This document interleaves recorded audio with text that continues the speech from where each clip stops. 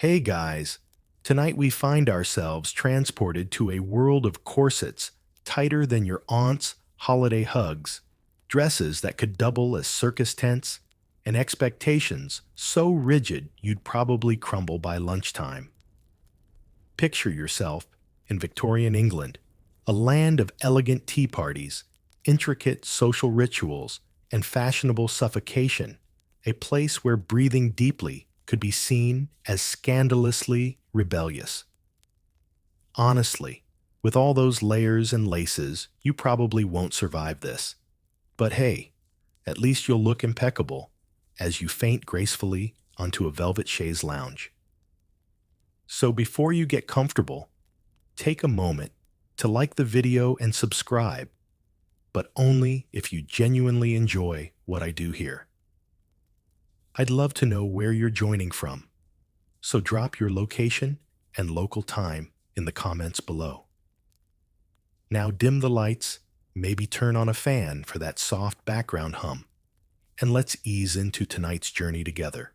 You step gingerly into a brightly lit Victorian drawing room where a crowd of women, all impeccably dressed, move like delicate porcelain figurines. It seems perfect, refined, almost heavenly, until you look closer and realize they're barely breathing. Beneath their fashionable elegance lurks a very real and almost sinister discomfort corsets. Victorian women's corsets weren't just fashion statements. They were social demands, crafted to mold the ideal female silhouette into shapes nature clearly never intended. Doctors of the era, you know the kind, who confidently recommended tobacco for respiratory health, debated whether corsets caused permanent physical harm or merely temporary discomfort. Historians still argue whether corset-induced fainting spells were the norm or sensationalized gossip, but contemporary accounts do suggest plenty of swooning, real or dramatized at social functions. Imagine for a moment, you're trying on your first corset. You feel the breath gently squeezed from your lungs with each tightening lace. It starts snugly pleasant, quickly becomes questionable, then rapidly crosses into the territory of outright panic. Despite this, or perhaps because of this, very discomfort, corsets became symbolic of something far larger than mere fashion. They embodied the Victorian ideal of female self-sacrifice, submission, and control. Your corset wasn't merely clothing. It was a visible, tangible testament to how well you fit into society's demands. But women, being crafty creatures, despite social constraints, found ways to subtly resist. A clever trick was tight lacing, pushing corset, tightening to extremes, deliberately causing faintness to silently protest the ridiculousness of the fashion. It became a sort of whispering defiance. Each swoon at the opera or the garden party was a quiet rebellion, a sign that something about this restrictive life was deeply wrong. While mainstream Victorian society happily ignored these hints, a few brave women spoke openly against corset culture, risking accusations of scandal, impropriety, and even insanity. Doctors and priests alike preached vehemently against loosening societal restrictions, equating it with loose morals and chaos. Fashion designers panicked at the very notion that comfort might become trendy. Imagine the financial ruin if women actually enjoyed breathing freely. And yet, even in this tightly bound world, subversive little rebellions sprang up quietly. Some women wore corsets, looser, concealing their defiance beneath carefully constructed dresses. Others dared to adopt early forms of dress, reforms scandalously suggesting women's clothing should allow for actual human movement. They were mocked mercilessly in the press as mannish, unwomanly, and worst of all, comfortable. You chuckle softly now, lying safely in your bed, probably corset-free, thankfully. It's easy to forget, wrapped cozily in your modern pajamas, just how revolutionary it was to breathe freely in the Victorian era. Your effortless inhale and exhale tonight owes something subtle but profound to these early rebellions. Before corsets became museum curiosities or fashion history footnotes, they symbolized everything Victorian women fought against: confinement, discomfort, and voicelessness. The early quiet defiance against these restrictive garments was the first step in a much larger fight for freedom, equality, and dignity. Tonight, we'll follow their journey from whispered protests beneath tight-laced gowns to louder, more daring acts of resistance that would shape history. Relax now, savoring the ease of your breath, and be grateful that the tightest thing you're dealing with tonight might be your blanket. Because, my friend, you're about to see just how boldly Victorian women fought for every comfortable breath you now take for granted. Teacups clink delicately in porcelain saucers, steam rising gently in curlicues from the finest Darjeeling tea you've probably never tasted. Yes, here you are back in that refined Victorian drawing room, seated amidst ladies whose impeccable manners disguise surprisingly fierce convictions. You delicately lift your cup, pinky finger raised, trying not to betray your confusion about exactly how much milk you're meant to add. Just pretend you belong, because beneath this genteel surface, something far more intriguing brews than just tea. At first glance, Victorian tea parties seem harmless, even slightly mundane, quiet gatherings of lace and gossip. But linger a while, and you'll soon notice whispered conversations, discreet nods, and knowing smiles passing silently across the room. These tea parties became slowly but surely a platform for revolution, one sugar cube at a time. Historically respectable Victorian women had limited opportunities to gather without strict oversight. Tea parties provided the perfect camouflage. To men, these were harmless affairs, women talking endlessly about embroidery recipes, and perhaps a little polite gossip. But beneath the surface, like clever spies in lace gloves, these women turned tea time into a forum for sharing ideas that would make their husbands' monocles fall right into their brandy glasses. Began subtly, a cautious mention of an article they'd read on women's education slipped neatly between compliments about the scones and clotted cream. A timid suggestion that perhaps, just perhaps, property laws were a touch unfair toward women, hidden carefully behind discussions on floral arrangements. Like water slowly eroding stone, these cautious conversations began to reshape minds. Historians still argue whether these gatherings intentionally plotted rebellion from the start or organically evolved into feminist incubators. Either way, women found tea parties a uniquely effective way to cultivate and spread their emerging social philosophies. And honestly, given how closely society watched their every move, you can't help but admire how creatively they leveraged their limited freedom. Imagine plotting social upheaval while calmly discussing cucumber sandwiches and crumpets. That's multitasking brilliance. One particularly brave hostess, Barbara Lee Smith Bodichon, famously turned her cozy afternoon teas into subtle seminars for equality. Beneath ornate chandeliers, women discussed revolutionary ideas like voting rights, property laws, and the absurdity of women being denied higher education. These weren't loud demonstrations. There were no banners or shouting slogans. The revolution happened quietly, politely hidden cleverly beneath teaspoons and doilies. Bodichon herself was quite a character. Wealthy, independent, and unapologetically outspoken, she defied the stereotypes of delicate Victorian femininity. You'd probably love her.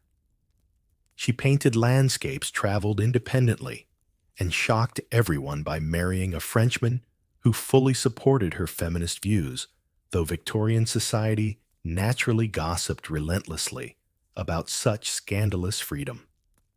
Another fascinating Tea Party revolutionary, Emily Davies, skillfully maneuvered through drawing rooms, advocating for women's education. Soft-spoken, yet tenacious Davies would delicately steer conversations toward her dream, a college exclusively for women.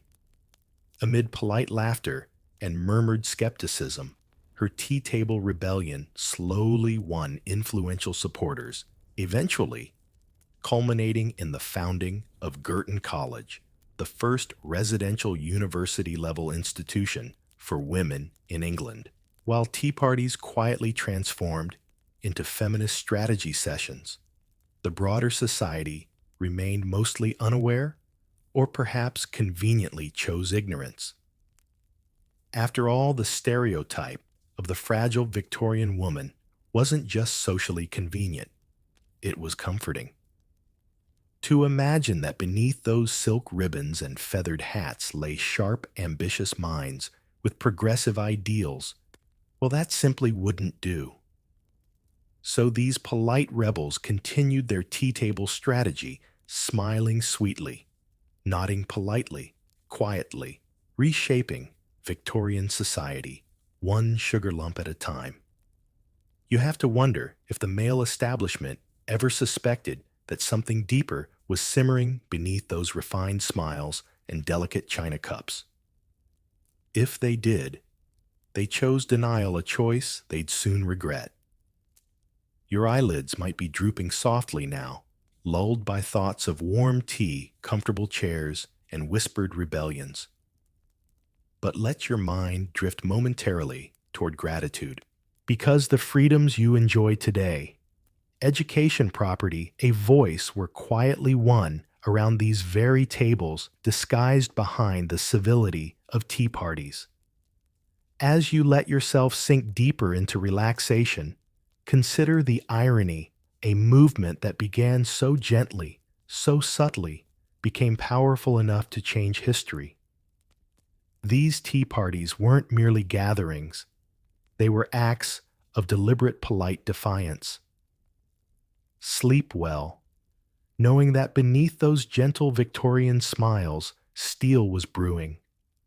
Tonight, ink smudges your fingertips lightly as you quietly enter a cramped attic room. Dim candlelight flickers gently, casting shadows across a rickety wooden table, cluttered with stacks of rough paper and bottles of thick black ink. Here, amid cobwebs and secret whispers, Victorian women forged their quiet yet fiery rebellions, one pamphlet newspaper and daring editorial at a time. If breathing in corsets was brave, then wielding the written word in this era was practically heroic. In Victorian England, the printing press was more than machinery. It was a weapon of quiet defiance. You've probably never imagined ink as dangerous, but in a society where women's voices were supposed to whisper, printed words shouted rebelliously. Female editors and journalists were seen as radicals, troublemakers, even threats to social harmony. Indeed, historians still argue whether Victorian women's rights newspapers sparked genuine fear among the establishment or simply amused contempt. But these bold editors didn't worry much about historians. They were too busy quietly changing society from behind their inky battlements. Take, for example, Bessie Rayner Parkes, who sat patiently in rooms much like this one handwriting passionate editorials for the English Woman's Journal. Parkes, daughter of a prominent reformer, used her privileged position to give voice to women who had none. Between lengthy essays advocating education reform and daring pieces on employment opportunities, Parkes peppered the pages with scathing humor that gently mocked Victorian hypocrisy. Can you picture her ink-stained fingers a calm but fiercely determined expression, pen scratching softly in the candlelit silence. She didn't need to shout. The carefully chosen words printed each month spoke louder than any rally. Victorian men, predictably, were deeply suspicious of her gentle audacity, warning others that reading Park's articles would inevitably corrupt respectable women's delicate sensibilities. Secretly, you suspect many Victorian women thoroughly enjoyed being corrupted.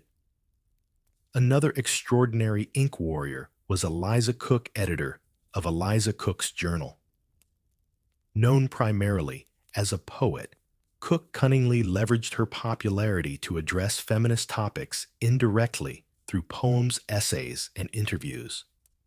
Picture her calmly sipping tea and smiling sweetly as her editors nervously warned her against scandal.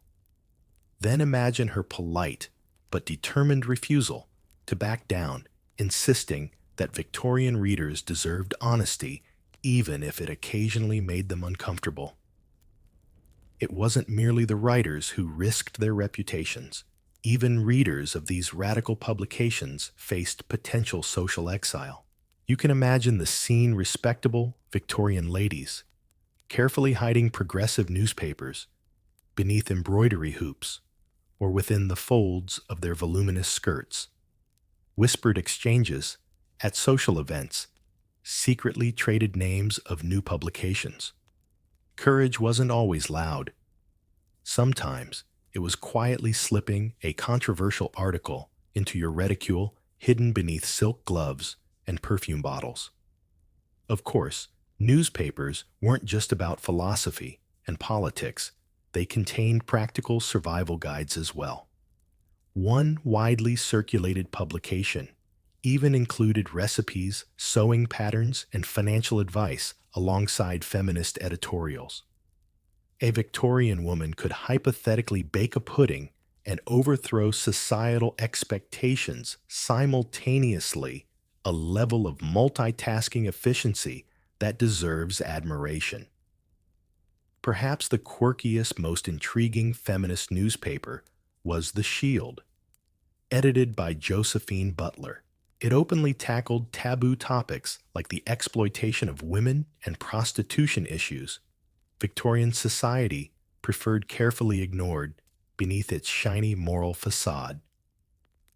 Butler was fiercely passionate, even militant, but historians still debate whether her frankness won more converts or created deeper divides among Victorian feminists themselves.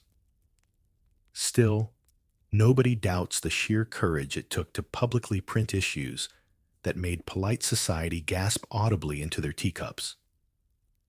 Today, it's difficult to fully grasp the courage of these women who took such enormous risks with simple ink and paper.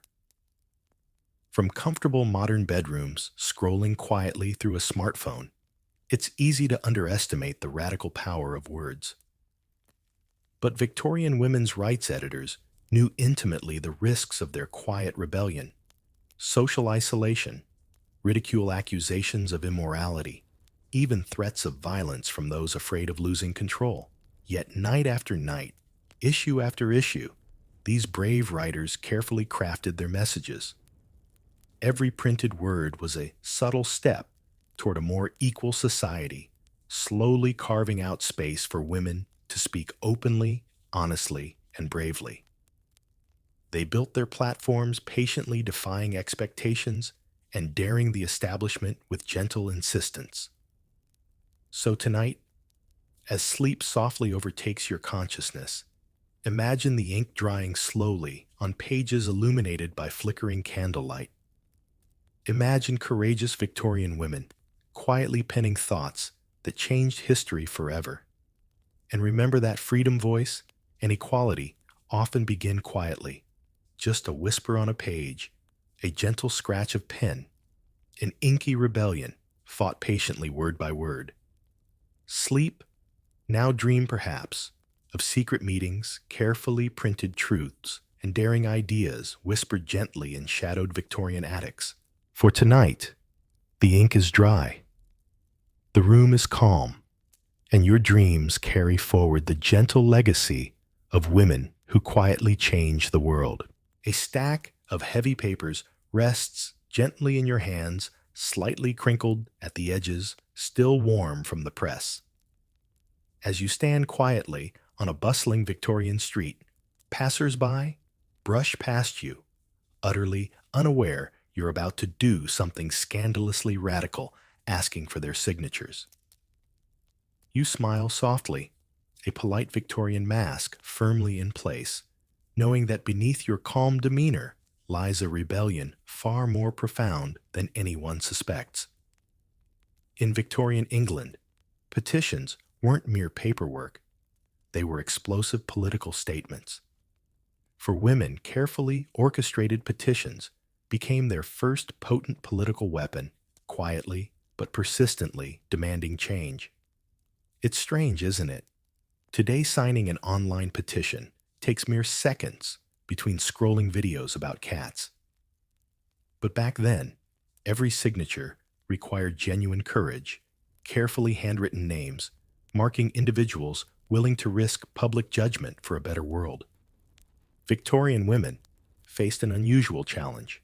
Though considered guardians of morality and household virtue, they weren't considered political citizens. You might think they'd politely accept this injustice. After all, society certainly expected that. But instead, they did something ingenious. If they weren't allowed votes, they'd gather signatures building undeniable proof that many believed passionately in women's rights. It was polite, yet incredibly subversive, and frankly, kind of brilliant. Imagine now holding one of these petitions in your hand. Ink carefully forms the names of hundreds, perhaps thousands of people you've never met. Every signature represents someone brave enough to voice quiet support, someone courageous enough to say, "This matters." These weren't just papers. They were messages, pleas, and even accusations quietly demanding change in a society that resisted fiercely. One of the earliest and boldest petitions was for married women's property rights, spearheaded by remarkable women like Caroline Norton. Married Victorian women, astonishingly, had almost no legal claim to their earnings property or even their children. Can you imagine working hard earning money only to legally watch your wages pass immediately into your husband's hands? It wasn't theft, it was the law.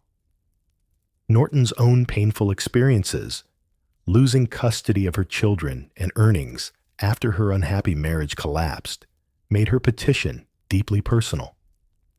As you mentally stroll alongside Norton, you realize how intimidating it must have felt, knocking politely on door after door.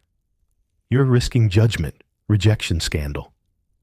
Yet door after door, women stepped forward, their faces quiet and brave, their eyes resolute as they signed their names. They weren't shouting slogans or causing riots.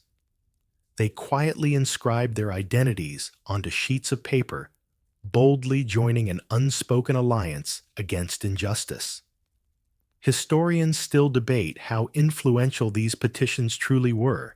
Some dismiss them as merely symbolic, while others see them as the first essential cracks in an oppressive system.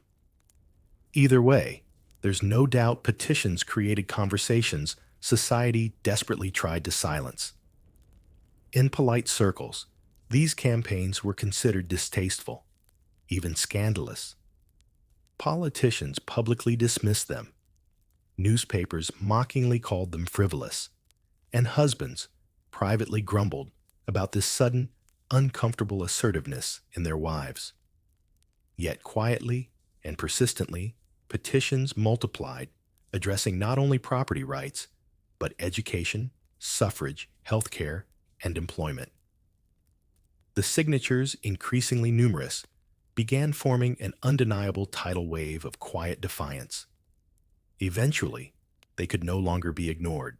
Elizabeth Garrett Anderson, England's first female doctor, famously joined petitions demanding medical education for women. She faced ridicule, rejection, and outright hostility, yet she calmly added her name to every petition, inspiring countless others. Anderson didn't raise her voice. Instead, she raised her pen over and over, quietly yet relentlessly, demanding dignity and opportunity. One petition submitted to Parliament in 1866 demanded voting rights for women. It was boldly delivered by Emily Davies and Barbara Bodichon, two tireless petition warriors who gathered nearly 1,500 signatures. Politicians refused to grant women the vote immediately, of course scoffing loudly at the very idea. Yet quietly, subtly, a precedent had been set. Women could formally challenge power through ink and paper. In your modern life, signing petitions might feel easy, almost trivial, just a click or two. But tonight, pause gently to appreciate the bravery of those Victorian women, carefully risking their reputations, standing quietly against injustice with pens in hand. Every signature mattered slowly, but powerfully pushing society forward. Even those who never saw victories during their lifetimes created spaces, ideas, and precedents for the generations that followed. Let yourself relax now, drifting comfortably as your eyes softly close. Perhaps you'll dream tonight of ink-stained hands, door-to-door bravery, quiet determination, and signatures gently forming the foundations of equality. Because history isn't only made by grand gestures or loud protests. Often it's shaped quietly, carefully, and bravely, one signature at a time. A thick medical book rests open before you, its pages stained with time and overconfidence. The diagrams are oddly detailed, the language deeply serious, and the conclusion, studying too hard, might damage a woman's uterus. Yes, welcome to Victorian science, where the only thing more fragile than the female brain was apparently her reproductive system. You close the book, slowly resisting the urge to roll your eyes too loudly. Because tonight, we dive into one of the most quietly radical battlegrounds of Victorian womanhood education. You walk through the echoing halls of a boys' school, marble floors, massive portraits, the faint scent of ink and chalk. But when you glance around, something's missing, girls. Victorian England viewed education for women as optional, at best dangerous at worst. Women were to be taught needlework etiquette and how not to faint during dinner, not mathematics or Latin or anything that might require overexertion of the intellect. Yes, historians still argue whether the pushback was rooted more in fear or genuine ignorance, but either way, it was nonsense with a syllabus. Yet Victorian women weren't content to embroider quietly in the corner. They longed to learn to read widely, to discuss philosophy without being labeled unfeminine. And so, the first cracks in the academic ceiling began. You walk now, alongside Emily Davies. Again, remember her from the tea parties as she paces a tiny study late at night. Piles of papers beside her, planning something audacious, a college for women. Girton College, founded in 1869, was a revolutionary idea, tucked inside traditional architecture. It offered women the same education. Men received mathematics, science history, all the good stuff previously considered too much for the female constitution. Critics panicked. One well-known Victorian physician solemnly warned that intellectual strain could shrink the womb. Others suggested that women might become too independent and stop caring about marriage entirely, which to many was apparently a fate worse than smallpox. Still, the college persisted. Young women, corsets and all, walked daily into classrooms designed to keep them out. They studied, wrote essays, debated with each other, and challenged their professors, all while being labeled unnatural.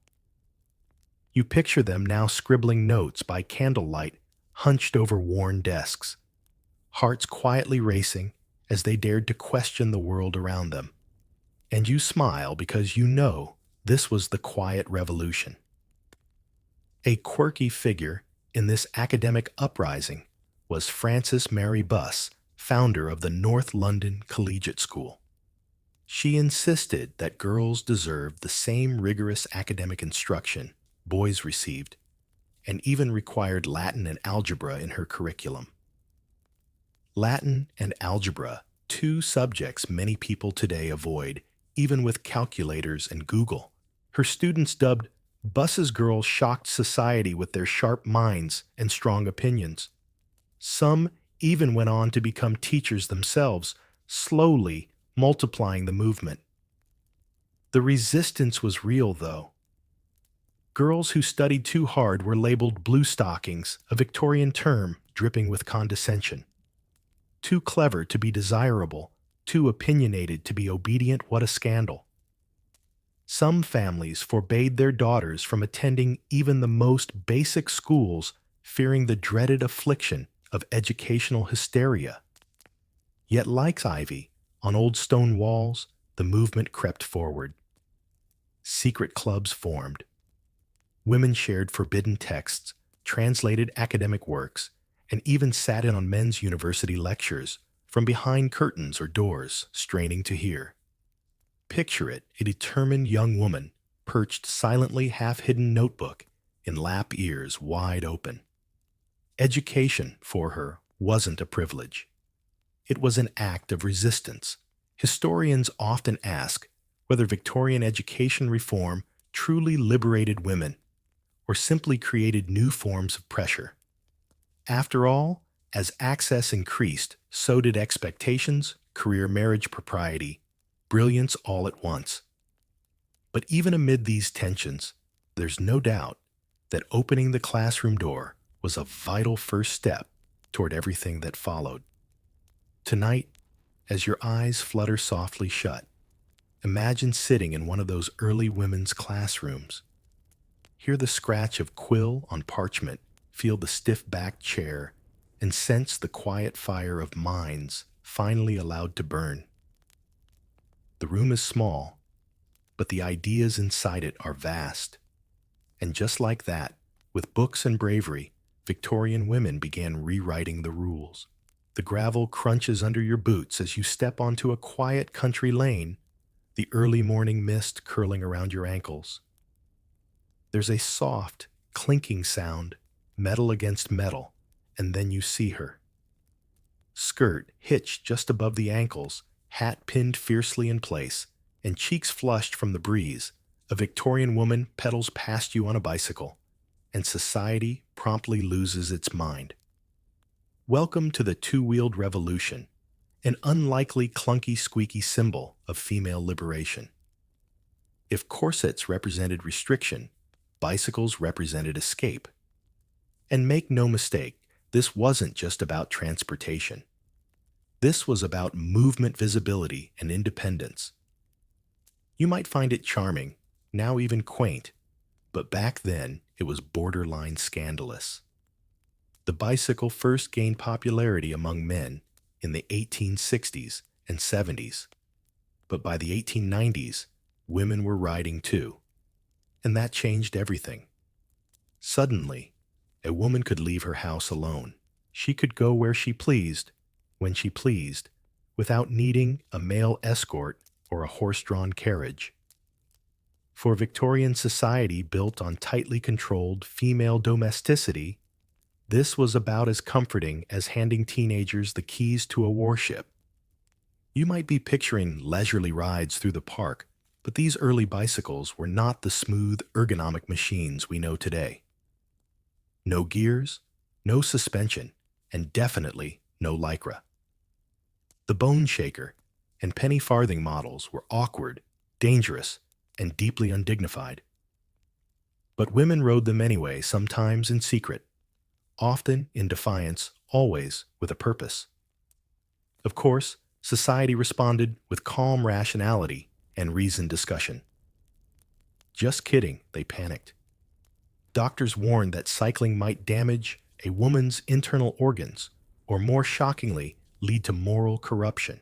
Yes, historians still argue whether this was genuine fear or just creative excuses for control.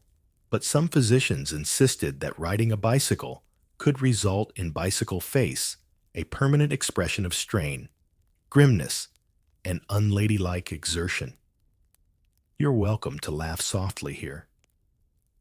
And yet the so-called new woman embraced the bicycle with gleeful rebellion. She shortened her skirts, donned bloomers, those loose trousers that caused far more outrage than their practicality warranted, and pedaled straight through the nonsense. Bloomers were revolutionary in themselves, challenging Victorian fashion with their comfort and mobility. Wearing them made you a walking or riding statement. A particularly bold figure was Maria Ward, author of The Common Sense of Bicycling, a woman's book on the bicycle. Her guide, peppered with practical tips and gentle sarcasm, encouraged women to take control of their mobility and health. She promoted riding for exercise, fresh air, and freedom, and did so with a calm clarity that drove critics up the wallpapered walls. Some women joined cycling clubs, formed riding groups, and hosted events where like-minded rebels pedaled through the countryside, shouting into the wind not slogans, but laughter. These women weren't just challenging clothing norms or pushing for fresh air. They were proving in motion that independence didn't destroy femininity, it redefined it.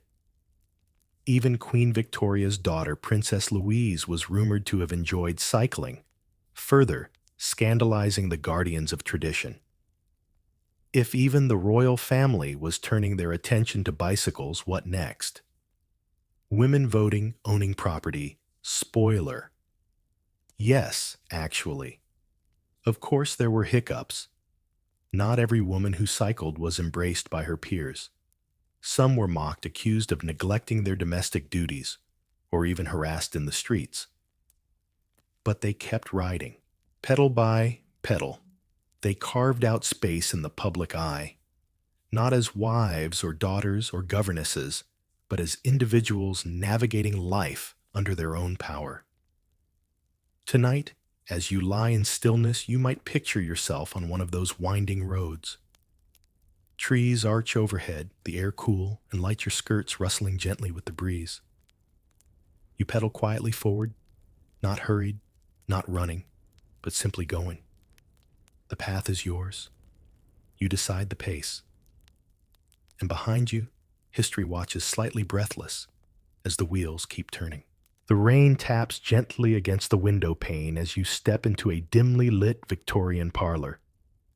A fire crackles in the hearth, casting flickering shadows on the wallpaper, and across from you, a woman sits with folded hands, elegant, composed, and entirely penniless. Her husband hasn't died. He hasn't left. In fact, he's in the next room. But legally, she owns nothing. Not the chair she sits in. Not the ring on her finger. Not even the children playing quietly in the nursery. Welcome to Victorian marriage, where vows doubled as contracts of disappearance for women's rights property, and sometimes even their names. It's almost surreal. Imagine working hard, inheriting a small sum, or writing a successful book, only for every penny to be handed over to your husband by default.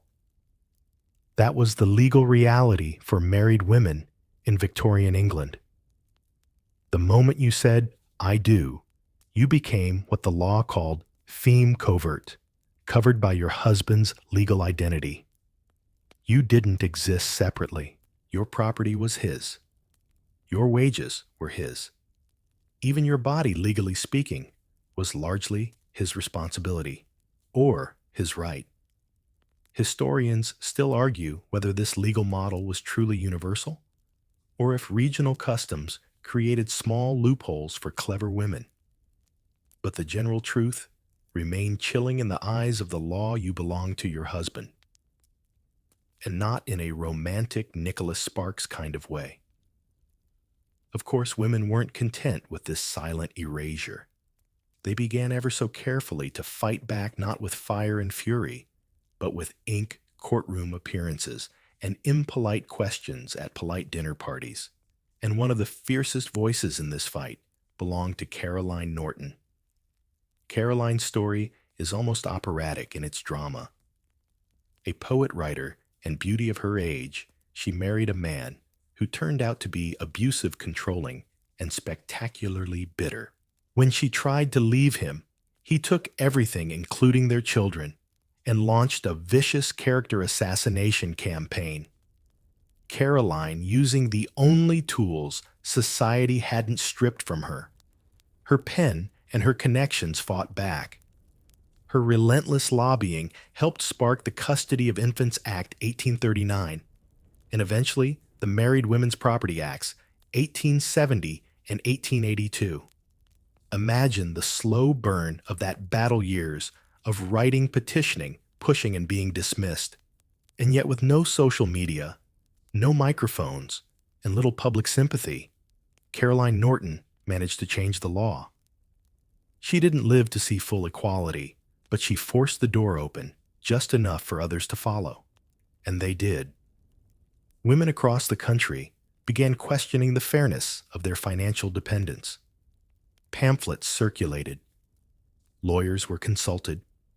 Cases were brought one by one before skeptical male judges. Some women wrote anonymous essays in women's magazines. Others joined political salons or quietly passed around books that challenged the very notion of marital ownership. Perhaps the most radical act a woman could commit was to remain single and still own things. These spinsters, as society so endearingly called them, began claiming property-writing wills and living independently. They were ridiculed, of course, portrayed in newspapers as bitter or unfeminine, but their quiet autonomy sent a message a woman didn't have to marry to matter. Quirky tidbit for you: some women would gift their property to a male relative before marriage, then ask him to secretly return it after the wedding. A loophole, a workaround, a whispered act of rebellion dressed up as family favor. Because when the system is rigged, cleverness becomes survival. Over time, these little acts, personal and political, built into a movement. By the time the 1882 Married Women's Property Act passed, women could finally keep their wages, inherit land, and take legal action. It sounds basic now, even obvious. But then, it was seismic. It meant that a married woman was no longer legally erased. Tonight, as you relax into your own bed, perhaps one you picked paid for and chose all on your own, let yourself feel a quiet gratitude for these early battles. The right to own your home, your bank account, your story, none of it came without struggle. It came from letters' courtrooms and women who refused to be quietly erased. So breathe deeply, surrounded by the comfort of ownership, not just of things, but of yourself. Sleep peacefully knowing that generations ago, women fought for the right to hold on to what was always theirs. There's a hush in the room, the kind that feels almost sacred. You're seated on a stiff wooden chair, tucked into the back of a grand Victorian hall. Velvet drapes hang along the walls. Gaslight flickers above you, casting a warm glow on the faces turned attentively toward the front. And there she is, a woman stepping up to the podium. Her hands are steady. Her voice is quiet but clear. And with her first words, she does something nearly unthinkable in Victorian England. She demands the right to vote. Tonight, we enter the earliest days of the suffrage movement, when votes for women were still considered frankly laughable, or dangerous, or both. If corsets were about control, and bicycles about movement, then voting. Voting was about power, and society had no intention of letting go. It's worth noting that early suffragists didn't burst onto the scene with banners and marches, not yet. No, the first Victorian women who dared to talk about voting rights had to play the long game. They published thoughtful essays, gave quiet speeches, hosted drawing room lectures that sounded like harmless philosophy chats, but were actually stealth missions in political education. You had to be subtle, strategic, and just scandalous enough to spark curiosity, not outrage. One of the earliest and most determined figures in this quiet revolution was Lydia Becker.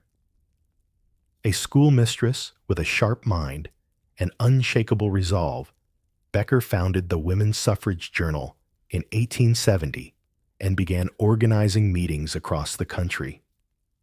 She believed women should vote not just because they were equal, but because many of them were already deeply involved in civic life, running businesses, raising children, managing households. If they could handle all that, surely they could handle a ballot. Becker also saw something others didn't, that working-class women, not just wealthy ladies, deserved the vote. That was controversial, even among feminists. Historians still debate whether early suffrage leaders genuinely wanted universal voting rights or preferred a more gradual, property-based expansion. But Becker's stance was clear: every woman's voice mattered. The opposition predictably was loud and inventive. Anti-suffrage cartoons depicted women as wild-eyed harpies, abandoning their children to chase politics. Politicians warned of national chaos if the female sex took part in governance. A few doctors even recycled that favorite Victorian myth voting might damage the uterus. Honestly, at this point, it's surprising they didn't blame women's education cycling and voting for solar eclipses. Yet the movement grew. Slowly, quietly, beautifully. Women began gathering in parlors and libraries, writing letters to MPs and distributing pamphlets. They formed societies: the National Society for Women's Suffrage, the Manchester Women's Suffrage Committee, and kept careful records of every small gain. A memorable moment came in 1867 when John Stuart Mill, yes, the famous philosopher, proposed an amendment to grant women the vote during parliamentary debate. It failed, spectacularly. But the fact that it was even discussed marked a turning point. The idea had entered the room, and it wasn't leaving. Let's not forget the quiet bravery of the women who signed those early suffrage petitions. Their names became public record. They risked ridicule from neighbors' disapproval, from families, and icy stares at Sunday service. One woman, Charlotte Carmichael Stopes, yes, the mother of later birth control pioneer Marie Stopes, once delivered petitions in person to skeptical politicians wearing her best hat. Of course, because if you're going to challenge the patriarchy, you may as well do it stylishly. And what about the ordinary women, the governesses, shopkeepers, seamstresses, who couldn't attend the big meetings but still talked about voting in whispers behind market stalls or while folding laundry? Their conversations, too, mattered. They were planting seeds of change in kitchens and cobblestone alleys. You sit quietly now, imagining one of those evenings. The children are asleep. The fire is low, and a small group of women huddle close together in your sitting room, reading from a newspaper, discussing whether they might one day vote. No shouting, no slogans, just hope, just questions, just courage lit by candlelight. Tonight you carry those voices with you as you drift off. Think of every quiet petition, every careful essay, every whispered conversation that defied the silence. They didn't storm buildings or smash windows yet. First, they laid the foundation brick by quiet brick. So close your eyes. Let the flicker of that gaslight fade gently in your mind. And remember, sometimes The most powerful revolutions begin in silence. You hear the soft plucking of a harp, the faint rustle of skirts, and the gentle clink of teacups as you slip into a parlor that smells faintly of lavender and old books. A woman sits at the piano, her fingers gliding over the keys as she plays a melancholic tune. Another flips through a poetry book, her eyes scanning a stanza for deeper meaning. To the casual observer, this is just another genteel evening in a respectable Victorian home. But you're beginning to learn better now. You know to look closely, because even here, even in the realm of music, poetry, and paintings, there's revolution brewing. Victorian women, bound by 1,000 social expectations, found refuge and subtle rebellion in the arts. When politics were deemed too improper, when speaking out could ruin reputations, when attending a rally was simply impossible, women turned to literature, music, and painting to say what society would not allow them to say out loud. Take, for example, the novels of Charlotte Bronte. You might know Jane Eyre as a tragic love story wrapped in Gothic mist, but beneath the romance lies a bold challenge to Victorian ideals. Jane, a poor and plain governess, dares to say no to power, to insist on dignity, to demand more than what life has handed her. Historians still debate whether Bronte considered herself a feminist in the modern sense, but there's no mistaking the defiance stitched into every chapter. And it wasn't just the Brontes. Elizabeth Barrett Browning, another literary giant, wrote poetry that questioned everything from child labor to women's place in society. Her Aurora Leigh is a lyrical firework of social criticism disguised as verse. Read between the lines, and you'll find a woman pushing back against nearly every expectation laid upon her. Then there was art. Women painted domestic scenes. Flowers still, life's all considered appropriate. But look again, a painting of a mother alone with her children staring solemnly at the viewer might quietly question why the father is missing, or why this woman seems burdened rather than serene.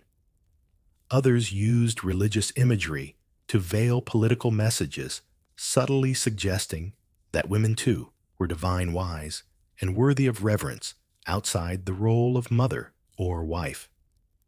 Even needlework became a site of soft rebellion. Embroidered samplers expected to showcase domestic virtue sometimes included sly quotes from banned books or images that hinted at grief, frustration, or longing. One surviving Victorian sampler includes the line, "A quiet tongue hides a louder mind." You can almost feel the smirk stitched between the threads. Music, too, was more than pastime. Women composed songs often under male pseudonyms and embedded messages of resistance within haunting melodies. Fanny Hensel's sister of the more famous Felix Mendelssohn composed over 400 pieces, many of them emotionally rich and technically complex. But because she was a woman, her works were rarely published in her lifetime. Still, she composed. Quietly, brilliantly, determinedly. Art allowed Victorian women to process, express, and share their anger, grief, hope, and vision in ways society couldn't police as easily. A radical essay might be banned, but a piano sonata with a stormy middle movement, who's to say what it really means? One fringe, but fascinating example, the pre-Raphaelite circle. These bohemian artists painted lavish, emotive women. Ophelia drowning in flowers, tragic muses in loose hair and looser morals. Some models like Elizabeth Siddal weren't just faces on the canvas, they were artists and poets themselves, working quietly in male-dominated studios, using their bodies and brushes to challenge how women were seen. Of course, not all art was subversive, and not all artists were rebels. But what matters is this: in a world that limited women's public speech, the arts offered a backdoor, a way to sneak past the gatekeepers, A way to say, I am here and I see what's wrong. Tonight, as you settle beneath your covers, let your mind wander through a gallery lit by candlelight. Paintings whisper secrets. Piano notes hover in the air like incense. Lines of poetry wrap around you like a shawl. These weren't just decorations. They were weapons, comforts, and lifelines. So close your eyes. Let the music play softly in your dreams. And remember, even when a woman couldn't vote, couldn't speak, couldn't own her own name, she could still create. And through creation, she could quietly, beautifully resist. A crowd gathers at the edge of a dusty village green. You push gently through the people, catching snippets of conversation until you glimpse the figure everyone's whispering about, a woman in fine silk riding side saddle with a gloved hand raised in polite greeting. The villagers bow. Children wave. And there she is, Queen Victoria herself, the most powerful woman in the empire, a living paradox in lace. Tonight we explore one of the strangest contradictions of the Victorian era, how a female monarch became a symbol of traditional womanhood, and somewhat awkwardly, an open opponent of women's suffrage. You might think that a queen, ruling over millions, would be the ultimate feminist icon. And in many ways she was. But history, as always, is more complicated. Victoria ascended the throne in 1837 at just 18 years old. Almost immediately, she was both idealized and scrutinized, hailed as a symbol of national virtue and domestic femininity, even as she signed bills and reshaped foreign policy. She was intelligent, disciplined, and deeply involved in governance. Her letters fill volumes.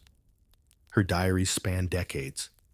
And yet, she fervently believed that women should not seek political power. It's jarring, isn't it?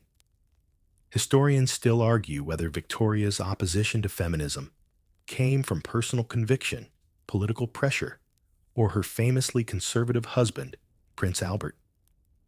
What's clear is that she considered feminism a wicked folly. She once referred to women's rights campaigners as mad, wicked fools, claiming they upset the natural order. Of course, Victoria didn't live in a vacuum.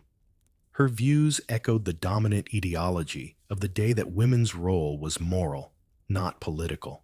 Supportive, not sovereign. Ironically, she embodied the very contradiction that haunted so many Victorian women capable of leadership, yet expected to remain silent.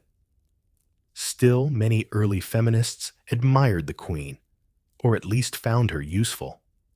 She was proof that a woman could rule, could command armies, could bend empires to her will. Even if she didn't support them, her existence itself cracked the illusion of female inferiority. Some suffragists tried to appeal to her directly.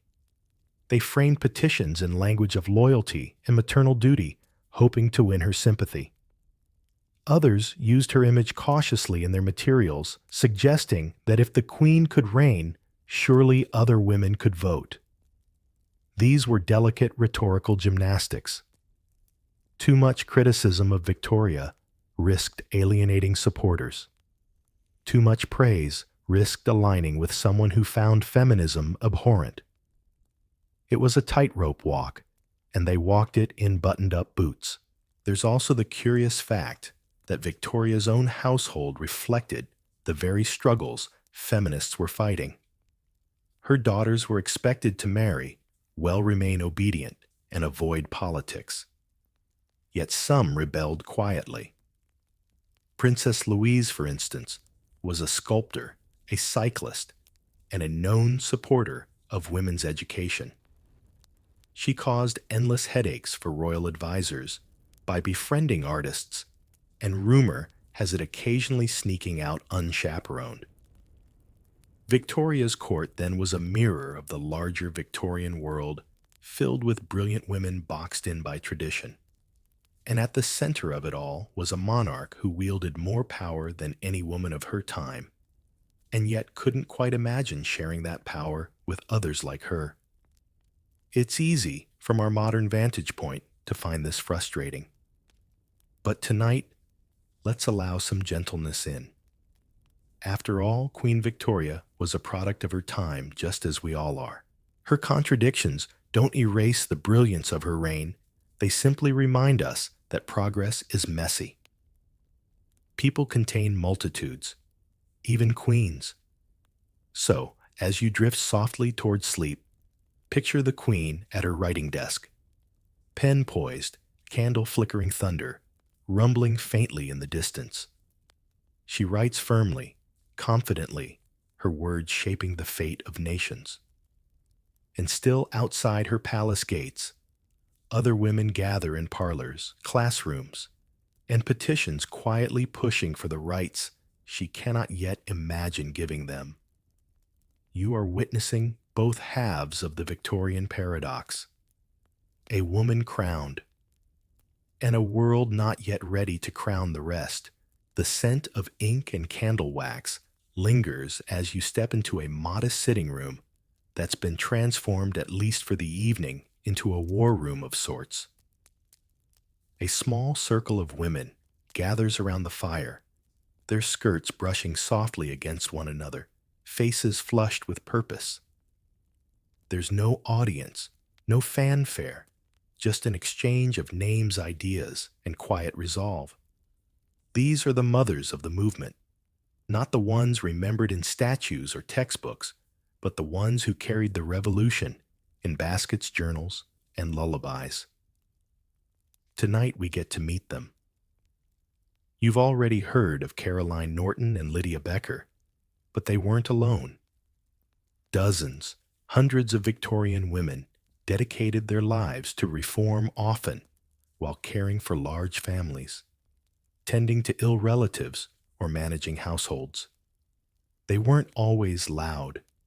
They didn't all wear bloomers, but their work was relentless and quietly revolutionary. Take Harriet Martineau, deaf from a young age, unmarried by choice, and fiercely independent. She wrote more than 50 books and hundreds of essays on topics ranging from economics to race to, you guessed it, women's rights. Victorian society didn't know what to make of her. She was brilliant, plain-spoken, and completely unwilling to soften her opinions. Her work influenced both Charles Darwin and Florence Nightingale, and yet her own name faded into obscurity. Historians still debate whether Martineau's outspoken style helped normalize feminist argument or frightened the establishment into further silence. Then there's Josephine Butler, soft-spoken in appearance, steel-hearted in principle. Her crusade to abolish the Contagious Diseases Acts, which allowed police to forcibly examine women suspected of prostitution, often without cause or consequence. Butler traveled the country, giving speeches, facing mobs of angry men, and walking into some of the darkest corners of society, armed only with compassion and a furious sense of justice.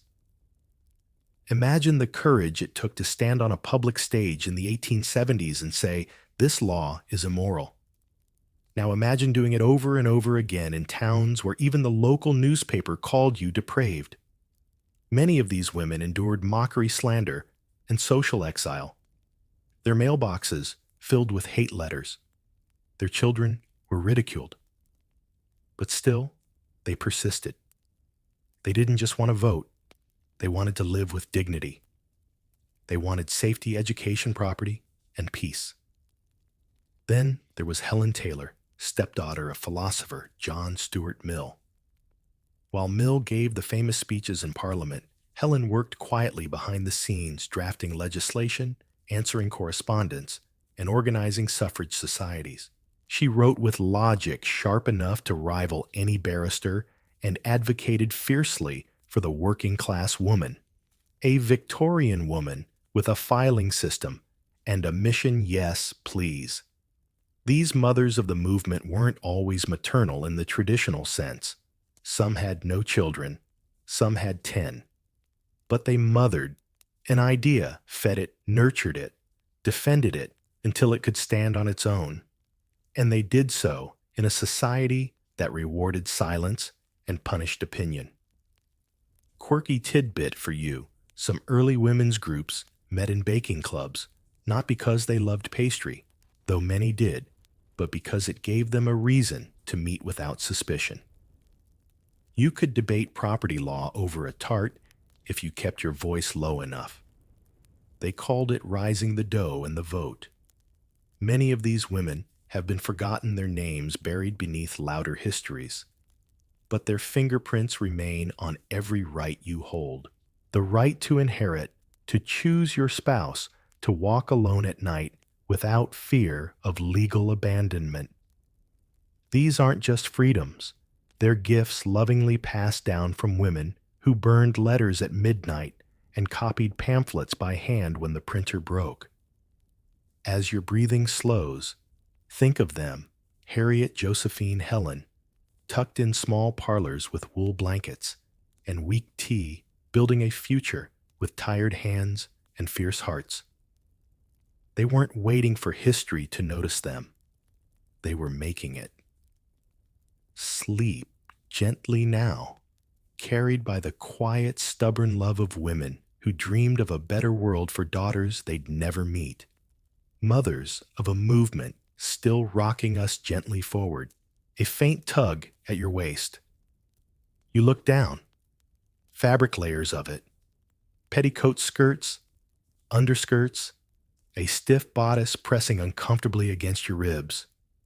You haven't even gotten to the outer dress yet, and already you feel like you've been gift-wrapped in regret. Tonight, we delve into one of the strangest battlefronts of Victorian womanhood, the war over what women were allowed or expected to wear. Spoiler, it was less about style and more about control. Imagine being judged not just for how you acted, but for how you were lace-draped and hemmed. Clothing in the Victorian era wasn't just fashion, it was moral proof, social signal, and legal camouflage all sewn into one. A woman in bloomers could be considered scandalous. A woman in a bustle was respectable. A woman in trousers, practically a criminal. Historians still argue whether the obsession with restrictive clothing was rooted in male control, internalized propriety, or a simple fear of ankles. Probably all three. But many Victorian women were not content to be walking cages. They dreamed of clothing that allowed them to move freely, breathe deeply, and heaven forbid climb a flight of stairs without risk of unconsciousness. Thus began the dress reform movement. At its heart was the bloomer suit, a bold ensemble of a short dress worn over loose-fitting trousers. Introduced by American feminist Amelia Bloomer and adapted across the Atlantic, it shocked polite society into pearl-clutching hysteria. Imagine showing up to a tea party in bloomers while everyone else looked like they'd been swallowed by a curtain factory.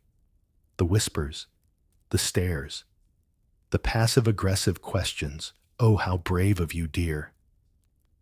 Despite the ridicule, some women embraced the style for its practicality, especially those who were also embracing bicycles.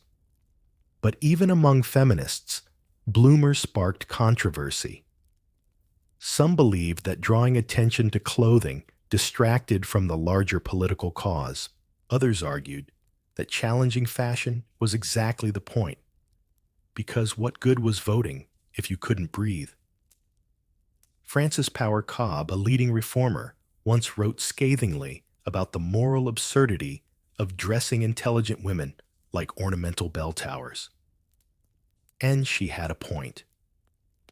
The towering hairstyles, the heavy crinolines, the shoes barely suitable for standing, let alone walking all of it, contributed to a visual metaphor: women as beautiful, helpless objects. Change the clothes, and you chipped away at the illusion.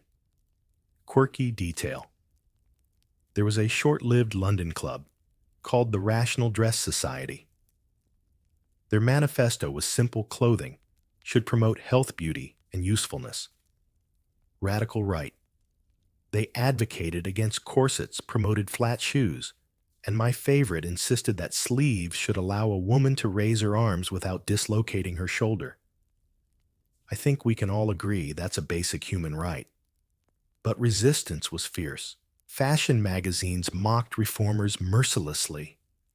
Clergy warned that abandoning traditional dress was a slippery slope toward moral decay. Husbands worried that sensible clothing would somehow unravel society, possibly by making women comfortable enough to question their roles. Yet change trickled in, not with an explosion, but with the soft creak of loosened stays, the gentle swap of cotton for whalebone.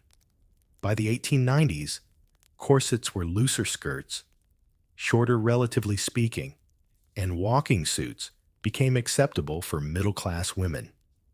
Tailored jackets appeared. Pockets began to sneak their way in. Pockets, dear listener, a quiet revolution you could hide your keys in. The evolution of fashion reflected the broader shifts Victorian women were demanding. It wasn't just about fabric, it was about autonomy, about choosing how to exist in the world, about reclaiming their bodies from a culture obsessed with keeping them still small and decorative. Tonight, as you lie, cocooned in soft blankets, no corsets, no bustles, no whalebone stabbing you in the side, breathe deeply and give thanks. Because some brave woman over a century ago endured laughter, sneers, and societal exile just so you could wear yoga pants to the grocery store. Let your body soften your breath, deepen, and feel the freedom of loose-fitting dreams. Because fashion isn't always shallow. Sometimes it's the quiet hemline of rebellion. The door creaks softly behind you as you slip into the back of a shadowy lecture hall. It smells faintly of tobacco and damp wool men's territory. But tonight, a woman takes the stage. She clears her throat, adjusts her shawl, and begins to speak, not about flowers or household budgets, but about divorce, custody, and deep breath birth control. Somewhere in the audience, a monocle falls into a teacup. Welcome to the scandalous side of Victorian womanhood, where polite conversation gave way to raw truths, and where bold women dared to talk about things everyone experienced but no one acknowledged. In Victorian society, everything about a woman's body and private life was meant to remain private. Courting was delicate. Marriage was sacred, and motherhood was a mystical calling, so long as no one discussed how it all actually happened. Sex, childbirth, menstruation, contraception.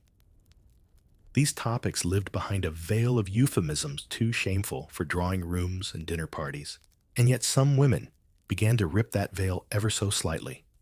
One of the bravest was Annie Besant, a writer-activist and unapologetic troublemaker. In 1877, she co-published a pamphlet titled The Fruits of Philosophy, a reprint of a guide on birth control. Cue the Victorian explosion. Newspapers labeled her disgusting. Clergy called her a corrupter of youth. The government took her to court for obscenity, but Besant didn't back down. In court, she calmly argued that poverty and suffering could be reduced if working-class families had the power to choose when and how many children to have. Her bravery turned the pamphlet into a bestseller. The press hated her, but women, especially poor women, flocked to her side. Historians still debate whether Besant's fight helped normalize birth control discussions or only hardened Victorian resistance. But one thing is certain: she broke the silence. Other women like Caroline Norton, whom we met earlier, tackled the taboo of divorce. Before, the Matrimonial Causes Act of 1857 divorce was a nightmare. It required an act of Parliament, literally, and cost a fortune. Worse, men could divorce their wives for adultery alone, while women had to prove adultery plus another offense, like cruelty or desertion. Because you know fairness. Norton, after being trapped in a violent marriage and denied access to her children, fought not only for her own freedom, but for legal reform. Her writing swayed public opinion, and her persistence helped push forward changes that eventually allowed middle-class women to seek legal separation. Still, the process remained humiliating public and stacked against women for decades. Then there was Victoria Woodhull, American-born, but popular among British radicals. A spiritualist stockbroker and suffragist, Woodhull gave speeches in London about free love, arguing that women should have the right to marry, divorce, and remarry without social ruin. Victorians predictably lost their well-manicured minds. Her ideas were considered dangerous, even satanic. Yet she attracted crowds and followers. Behind closed doors, these ideas spread. In women's clubs, salons, and libraries, quiet discussions grew louder. Some women shared recipes for herbal contraceptives. Others wrote anonymous advice columns answering desperate letters from wives seeking escape from abuse. Midwives became secret allies, offering not only birth advice, but knowledge too scandalous to print. Quirky fact. In some households, women used coded embroidery to discuss private matters. A stitched flower might indicate fertility. A certain color, a miscarriage. It was like a wearable diary, visible to those who knew how to read between the threads. And still, the resistance loomed. Newspapers mocked hysterical feminists who dared to speak of desire or dignity. Medical professionals diagnosed outspoken women with nymphomania or uterine irritability, which sounds like a Victorian way of saying, "We're scared of women with opinions." Yet, the conversations persisted, not because women enjoyed scandal, but because truth was a form of survival. If you couldn't speak about your own body, your own trauma, your own choices, how could you ever be free?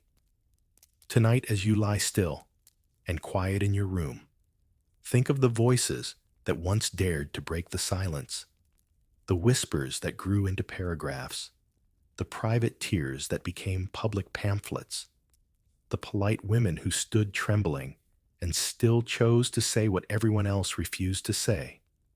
Sleep gently, now wrapped in the comfort of freedom earned by the brave. No topic too taboo, no truth too scandalous.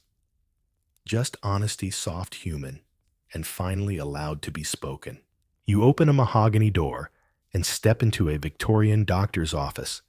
It smells of camphor and old paper. A gentleman in a somber coat peers over his spectacles and gestures toward the chair. You sit, explain your concerns, fatigue, restlessness, maybe a touch of despair, and he leans forward with a furrowed brow. His diagnosis, hysteria, or perhaps your uterus has wandered. Either way, the solution is clear, rest quiet, and absolutely no reading. Welcome to the baffling and rather dangerous world of Victorian medicine, especially when applied to women who didn't conform. Tonight, we wander the shadowy halls of Victorian science, where well-meaning doctors often acted as enforcers of gender roles cloaked in the language of health. This was the age of phrenology mesmerism and deeply suspect tonics.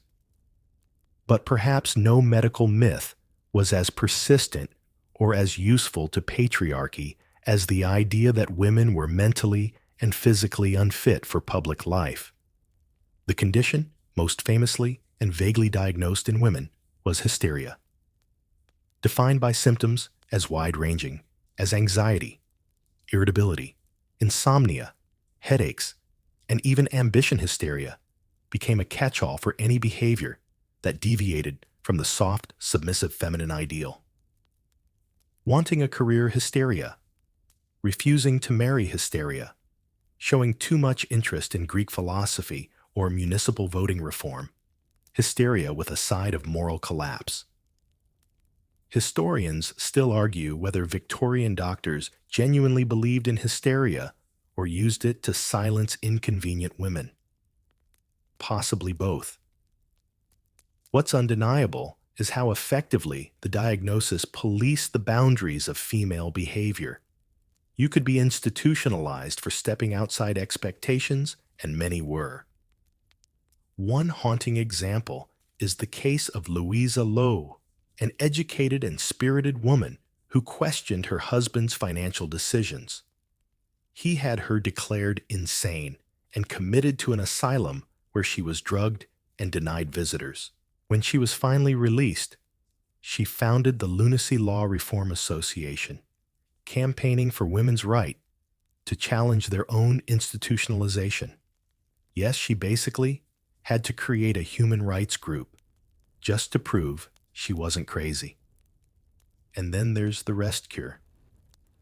Prescribed to thousands of women, especially writers, thinkers, and nervous types, it involved weeks or months of isolation, bead dressed, enforced silence, and a ban on writing or reading. You were meant to be quiet, still, and grateful. The most famous victim, Charlotte Perkins Gilman, whose horrifying experience inspired her short story, The Yellow Wallpaper. If you've read it, you know the creeping dread. If not, imagine slowly losing your mind in a floral prison while everyone insists it's for your own good. Quirky side note, Victorian doctors also prescribed pelvic massage to treat hysteria. Yes, that kind. This led inadvertently to the invention of the first electric vibrators initially developed as medical tools. And yet somehow, women were still considered the irrational ones. The field of gynecology, too, was deeply rooted in control.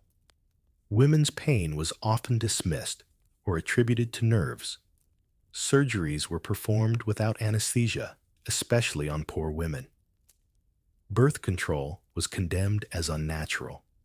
Even menstruation was medicalized as a form of temporary madness, which could excuse everything from fainting to failed exams. Some schools even barred girls from attending during their time of the month, citing concerns about brain damage from reading while bleeding. Really. And yet women fought back. They didn't storm hospitals. They studied them. Elizabeth Garrett Anderson and Sophia Jex Blake pioneers we've glimpsed already endured relentless opposition to become fully qualified doctors. They weren't just treating patients. They were rewriting the rules of medicine itself. Other women, unable to access formal education, became midwives, herbalists, and caretakers, quietly preserving knowledge passed down through generations. They advised on fertility, administered healing remedies, and offered comfort when official medicine had none. Some of them risked arrest. Some risked their lives.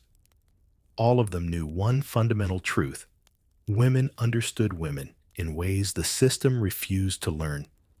So tonight, let your body soften in gratitude.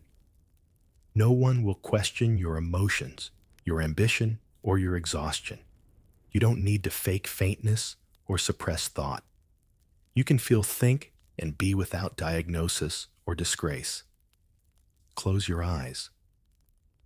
Breathe deeply. And remember, the women who endured, who wrote through their rest cures, who resisted diagnoses meant to disappear them, who insisted that being human was not a condition in need of a cure. The bell above the door jingles softly as you step into what appears to be a small Victorian charity office paperwork, piled high, the smell of old ink and paraffin oil lingering in the air. Women bustle quietly from desk to desk, their faces composed, voices low. But if you pause long enough, you'll notice the glances exchanged, the coded phrases whispered, the folded notes, passed hand to hand. You haven't walked into a charity at all. You've entered a network of silent defiance, a secret society with tea and ledgers instead of swords and passwords. Tonight, we explore the hidden architecture behind the Victorian women's rights movement, the invisible connections, the informal alliances, the unassuming gatherings that disguised radical intent. Because when society won't let you organize in the open, you organize in the shadows, with handshakes, charity drives, and hymns. It wasn't just public speeches or published petitions that fueled the feminist cause. It was also the quiet, methodical work of underground organizing.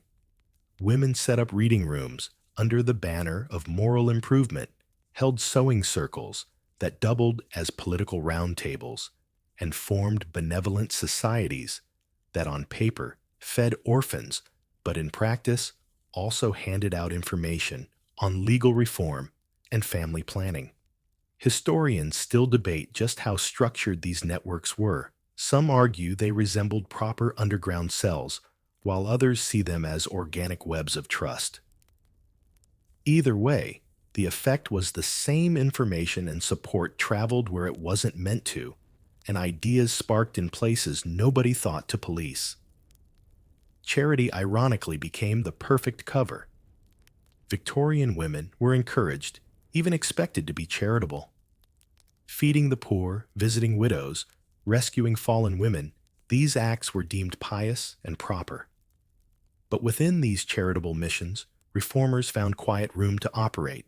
A visit to a struggling woman's home became a chance to talk about wages and working conditions. A Sunday school meeting might end with a whispered list of sympathetic doctors.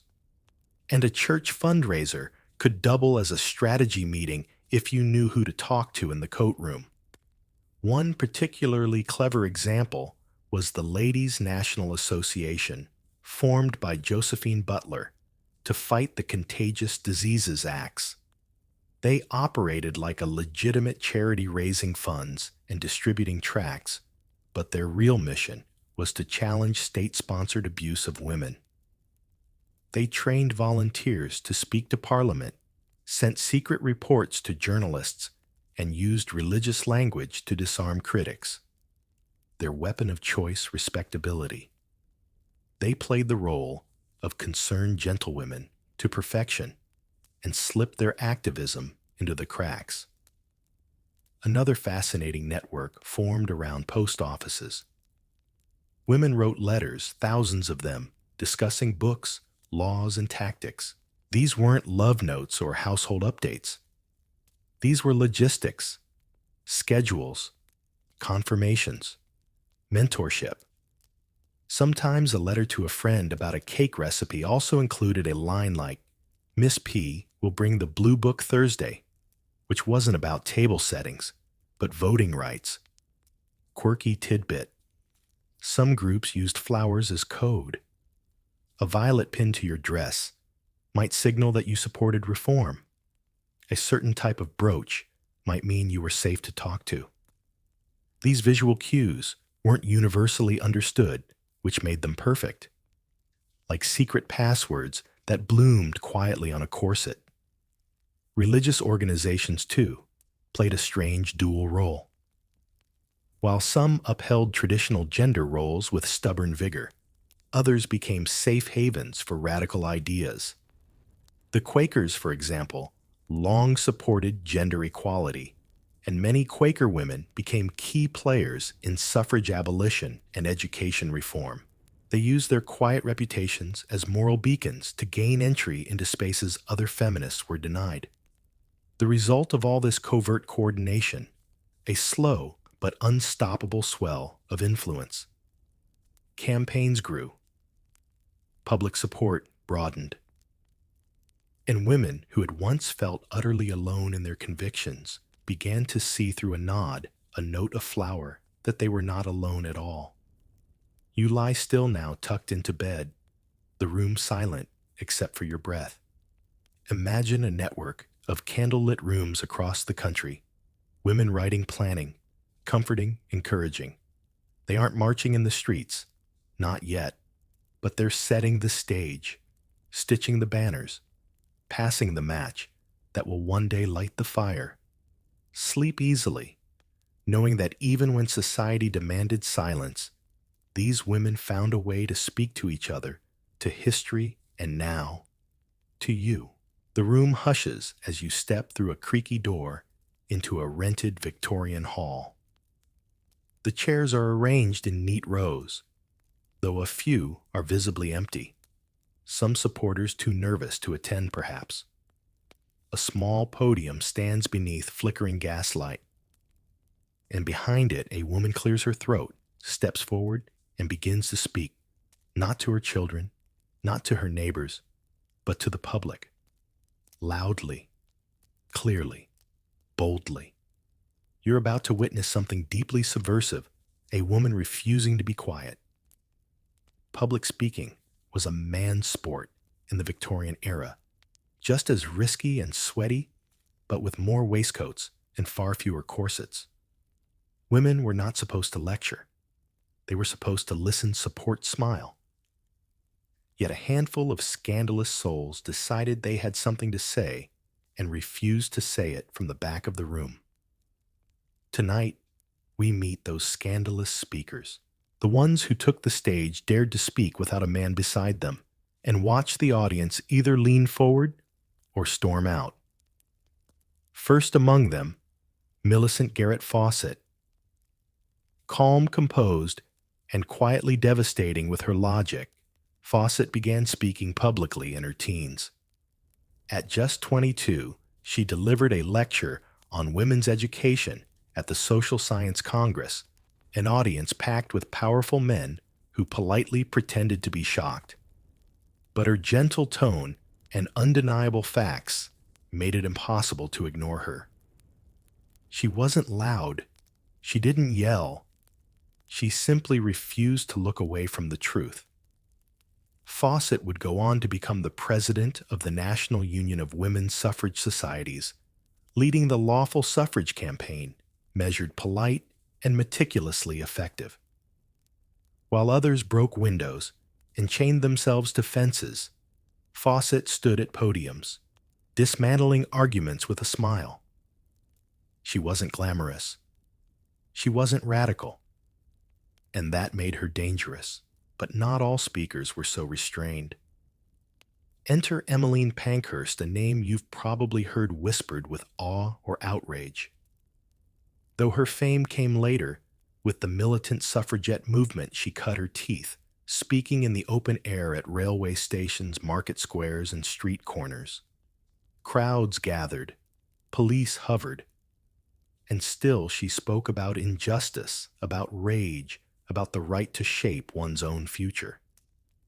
Historians still argue whether Pankhurst's approach helped or hurt the movement. Did the arrests and hunger strikes earn public sympathy or turn people away? But one thing's clear: her voice carried farther than most. And even when it was silenced in prison, her words were picked up and repeated by women across the country. There were others too. Elizabeth Wolstenholme Elmy, who delivered searing speeches about marriage reform, often without notes, or Isabella Todd in Ireland, who addressed mixed-gender crowds unthinkable about the necessity of votes for women. Some were heckled, some were booed. One had a dead cat thrown at her true story. But they returned again and again, their voices louder than shame. Quirky tidbit Victorian women weren't legally forbidden from speaking publicly, but the backlash was often worse than any formal ban. Newspapers ran cruel caricatures of female speakers with masculine features frothing at the mouth. One critic called them orators in petticoats, as if logic and lace couldn't coexist. To protect themselves, some women dressed carefully for public events, fashionable enough to appear respectable, but not so fashionable as to seem frivolous. They mastered what we now call optics: soft voices, polite phrasing. No sudden gestures.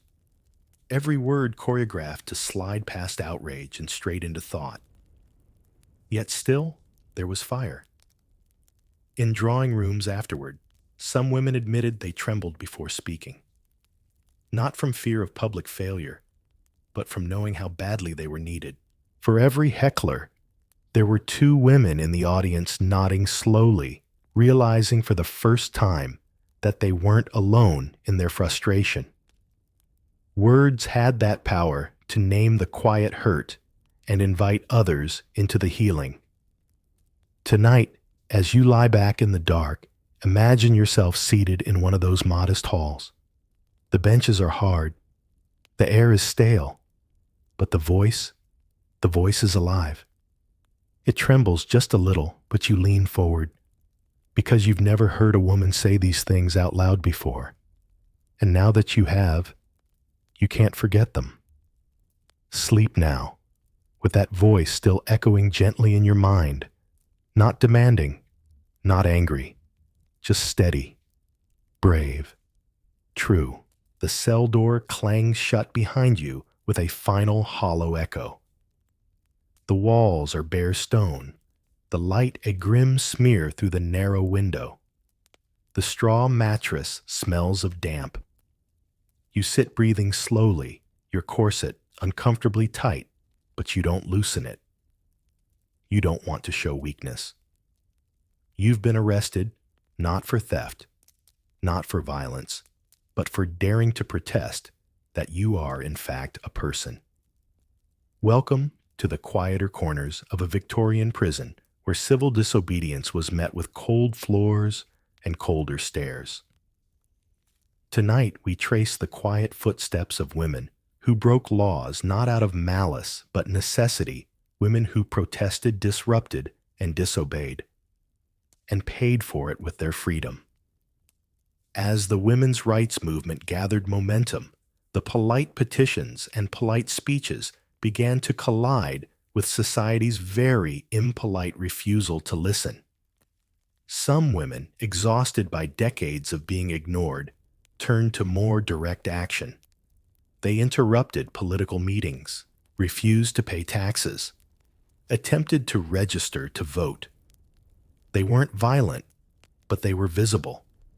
And visibility in a world that demanded women remain in the background was enough to provoke the law. Historians still argue about which actions count as civil disobedience in this period. The later suffragettes of the 20th century would raise the stakes significantly, but even in the late Victorian era, women were testing boundaries, sometimes quietly, sometimes dramatically. One early example was the Ladies' London Emancipation Society, which refused to comply with government demands that women stay silent on issues like slavery and prostitution. Members gave public speeches, printed inflammatory pamphlets, and called out hypocrisy where they saw it.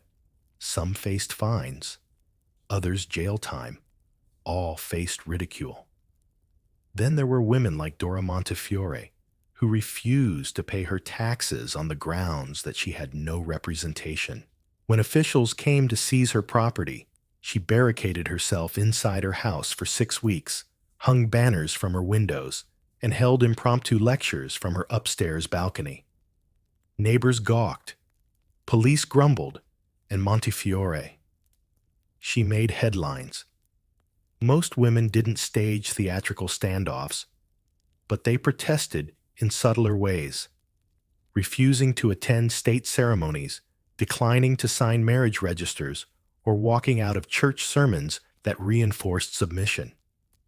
These were quiet rebellions, but deliberate and deeply unsettling to those in power. The punishment for protest wasn't just legal, it was social. A woman who was arrested could lose her job, her home, even custody of her children. In the eyes of many, a woman who defied the law was not merely disobedient, she was unnatural. And yet they persisted. Quirky tidbit: some women smuggled protest notes out of jail by hiding them in their hair combs, or stitching them into handkerchiefs.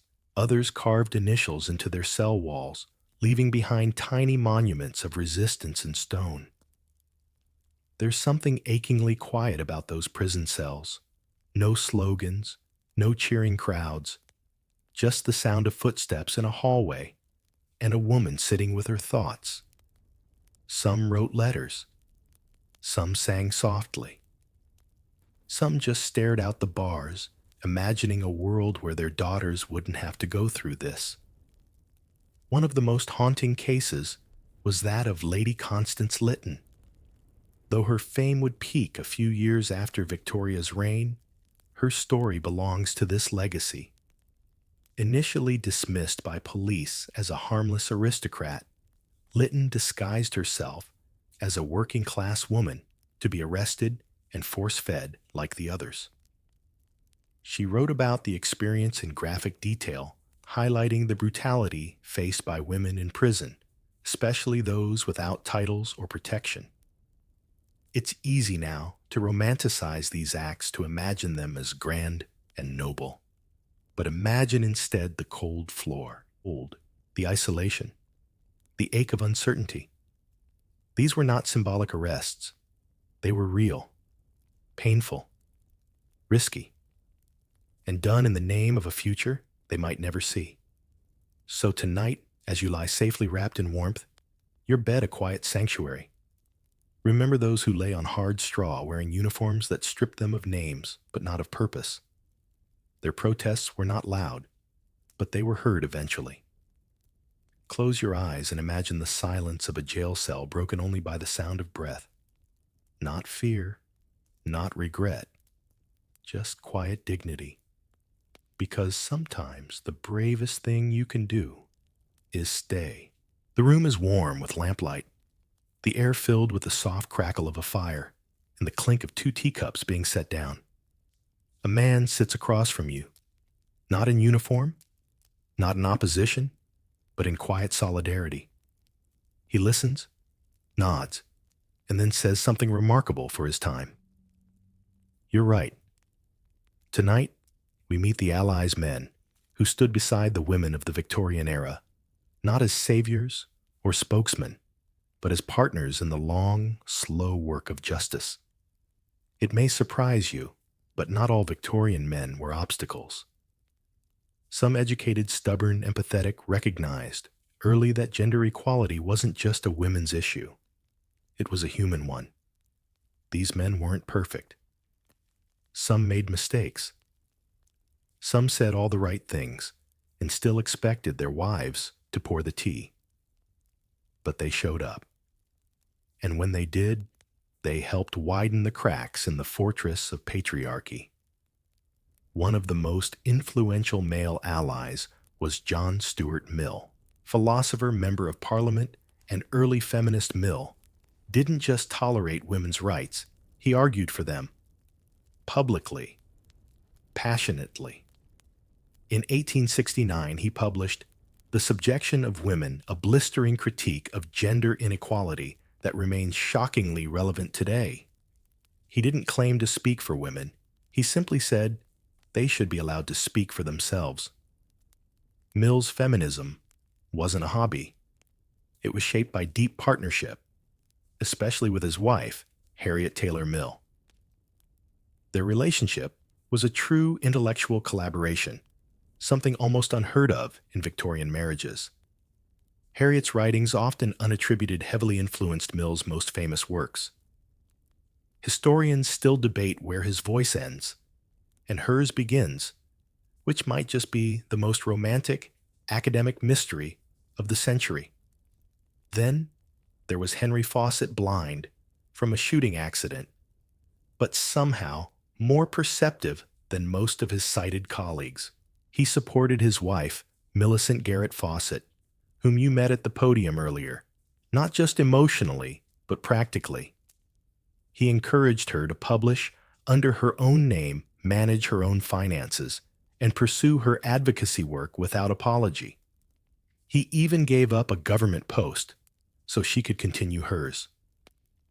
A man stepping aside in Victorian politics, practically revolutionary. Other allies weren't in Parliament. They were in printing shops, classrooms, and courtrooms. Some helped women get published when male editors refused. Others testified on behalf of women's rights in court cases or left inheritances to nieces instead of sons. Their names aren't always recorded, but their impact lingers. Quirky tidbit. One group of progressive men in London formed a club dedicated to reading women's novels and only women's novels. They called themselves the Ladies' Shelf Society. Their stated goal: to better understand their mothers, sisters, wives, and daughters. Their unofficial goal: to out-feminist each other over brandy. It's all very wholesome. Of course, male allies faced ridicule too. Some were called weak unmanly, even traitors to their sex. Newspapers mocked them. Colleagues questioned their priorities. One MP, after supporting a women's property bill, reportedly received a bouquet of dead roses and a note calling him Lady Henry. And yet they stayed. Because good allies know that justice is not a performance, it's a practice.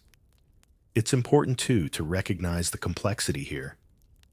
Not all male allies were perfect feminists. Some held paternalistic views. Some supported education for women, but not the vote. Some wrote stirring essays about equality and still refused to do the laundry.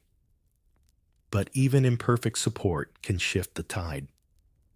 They moved the Overton window, sometimes just enough for a woman to slip through and speak. Historians sometimes debate how much credit men should receive in feminist movements. That's fair. But perhaps the better question is how many doors they held open, and how many times they stood in front of those doors when the stones started flying. Tonight, as you rest in quiet reflection, picture one of those Victorian rooms, candlelit, crowded with people talking earnestly.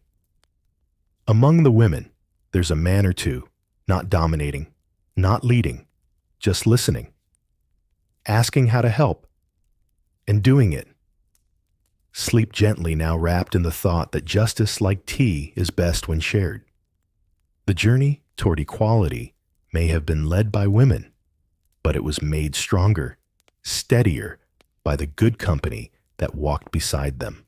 You're standing at the edge of a bustling London street. The year is 1900, and something feels different in the air. Not louder, just heavier, more expectant. A woman steps confidently from a carriage. Another collects pamphlets at a table. There's a feeling you can't quite place until you realize this is what momentum feels like. The kind built not in a single moment, but over decades of quiet resistance. Tonight, we witness the victories, big and small, that Victorian women wrestled, carved, and stitched into law. It's tempting to measure progress in sweeping declarations, flashy headlines, or sudden overhauls. But in the Victorian world, change was often measured in inches. An amendment here, a court ruling there, a right once denied now quietly granted. But make no mistake, each of these small steps was a triumph, a thread in the tapestry of freedom. Let's begin with education. Remember the women of Girton College and North London Collegiate. Their legacy didn't end in chalk dust and exam halls. By the end of Victoria's reign, women could attend lectures at Oxford and Cambridge, sit for certain exams, and in rare cases even earn degrees. Not everywhere, not equally, but the door was open, if only a crack. In medicine, Elizabeth Garrett Anderson didn't just become the first woman doctor, she opened the new hospital for women, staffed entirely by women treating women. And she wasn't alone. Sophia Jex-Blake founded the London School of Medicine for Women, training hundreds of female physicians. By the century's close, the British Medical Register included a handful of women. Not a flood, but a foothold. Then there's property. Thanks to the relentless work of Caroline Norton and her allies, the Married Women's Property Acts of 1870 and 1882 gave married women legal control over their earnings, inheritance, and possessions. A century earlier, marriage had erased a woman's legal identity. Now, the law said she exists. She owns. She matters. Voting rights? Not yet. But the groundwork was laid. In 1869, women who met property requirements could vote in local council elections. In 1888, that right expanded to include county councils. It wasn't full suffrage. It wasn't equality. But it was a seed. And as every gardener knows, seeds need time. There were victories in employment, too. The 1870 Education Act opened the door for thousands of women to become teachers. The civil service reluctantly began hiring women as clerks. Women entered publishing journalism and even the post office. One brave soul applied to be a lighthouse keeper. She didn't get the job, but she asked. And that in itself was a kind of triumph. Quirky tidbit. In 1895, a group of female telegraph operators successfully unionized to demand fair pay. They called themselves the Electric Daughters. You can almost hear the static crackle of their determination. There were also legal reforms that seem small now, but meant the world then. The Custody of Infants Act, the repeal of the Contagious Diseases Acts, the right of women to serve on school boards, the right to enter some professions without male sponsorship, tiny bricks in a wall slowly being dismantled. Historians still argue whether these gains were the result of strategy timing or sheer exhaustion on the part of Parliament. Likely it was all three. But the point isn't how the victories came, it's that they did, inch by inch, letter by letter, speech by whisper. One law passed, one woman hired, one rule changed. And suddenly the future began to look less like a locked gate and more like a garden path. It wasn't just about laws, though. It was about recognition. Victorian women began to see themselves not only as daughters, wives, or mothers, but as individuals, citizens, thinkers, agents of change. That internal shift, that quiet redefinition, was perhaps the greatest victory of all. Tonight, as you rest in the softness of your blanket, remember these quiet triumphs. The kind that don't make headlines, the kind that come after years of no's, the kind that feel like breathing for the first time after centuries of holding your breath. Sleep easy, friend. The doors may not have swung wide yet, but the locks have started to rust. And outside, waiting patiently, is the generation who will walk through. The fire is low now. Shadows stretch lazily across the floor. A clock ticks somewhere in the distance, slow, steady, like a heartbeat under a heavy quilt. And you sit there surrounded by silence, reflecting on everything these women left behind. Not monuments or medals, but something softer, stronger, and far more enduring a legacy. Victorian women didn't live to see every wall fall. Most died without casting a single vote, without seeing their daughters graduate from university, without watching their words etched in stone or taught in classrooms. But their fingerprints are everywhere. On laws, yes, but also on the quiet confidence that blooms in a woman who dares to want more. They pass down more than victories. They pass down the idea that change is possible even when you're tired, even when your voice shakes, even when you don't know if anyone's listening. Some left journals, some left children, some left only a rumor, a whispered story of a woman who did something brave once and then folded the laundry like nothing happened. But that whisper reached someone, and it kept going. We often celebrate revolutions as explosions, but Victorian women taught us that some revolutions sound like sewing machines, like pens scratching late at night, like teacups clinking in rooms where dangerous ideas are softly, carefully passed around. There's a lullaby here tucked between the milestones and the motions, a lullaby of resilience, of patience, of relentless, ridiculous hope. They never asked to be remembered, but you do remember them now. So breathe deeply, in through the nose, out through the mouth. Let the story settle gently over you, like a shawl, hand-woven from 100 years of longing. You are safe. You are seen. And whether you know it or not, you are part of the same slow, lovely revolution. The strange roles women played in Victorian society. We're peeking behind lace curtains and into the dusty parlors of Victorian life, where everything looks gentle, quiet, and sweet on the outside, but hides a truly bizarre set of rules for women inside. Imagine embroidery hoops, dainty gloves, and social expectations so stiff they'd give you a neck cramp. The fireplace crackles, the gas lights flicker, and someone just fainted again. But don't worry, that's fashionable. You'll glide past giggling tea drinkers, ghost-pale widows, and maybe even a governess glaring from the shadows. Of course, you probably won't survive this era, not unless you enjoy wearing a corset while being forbidden from reading novels. You find yourself in a drawing room. It smells faintly of lavender water and candle wax, and every available surface is covered in doilies.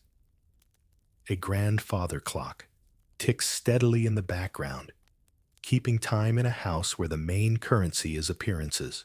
Victorian women, the respectable ones, are expected to embody the angel in the house, a phrase coined by poet Coventry Patmore to describe his perfect self-sacrificing wife. You are meant to be beautiful, but demure smart, but not too curious, fragile, but endlessly strong, especially when managing servants, rearing children, and tolerating your husband's opinions about Dickens. You sit very still, because that's what's expected of you. Victorian society was obsessed with stillness and calm, especially in women. Movement, after all, hinted at excitement, and excitement hinted at emotions, and emotions hinted at trouble. Fainting is a kind of social punctuation mark here. A gentle collapse at just the right moment could buy you a break from conversation or a dash of sympathy from a suitor. Fainting couches weren't just for show. They were often necessary after cinching yourself into a corset that reshaped your organs like soft furniture. Historians still argue whether most fainting was real or a savvy manipulation of expectations. But either way, it became part of the performance. You might embroider quietly for hours, stitching daisies and philosophical despair into linen handkerchiefs.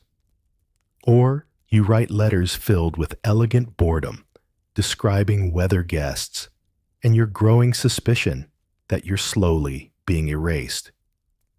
Because while you're told you're the center of the home, you're not really supposed to do anything. And if you seem too interested in, say, politics or geology, you risk being labeled masculine or worse, peculiar. At social calls, you speak in soft tones, never raising your voice above the crackling fire. There's a particular horror at being too forward, unless you're complimenting someone's new antimacassar. That's the little lace doily draped over the back of a chair to protect it from hair oil, by the way. Yes, hair oil. You probably have some of it slicking down your carefully curled ringlets right now, smelling faintly of lemon and old secrets. You drink tea. Lots of it. Not because you're especially thirsty, but because tea is the great filler of silences, the official beverage of Victorian womanhood. Loose leaf blends are fashionable, but not too exotic. You wouldn't want to appear overly worldly. A woman with opinions on salon might also have thoughts on voting, and we simply cannot have that. There's also the matter of appearance. Your face is pale naturally or with help from a light dusting of rice powder. Rosy cheeks. Sure, but never too much.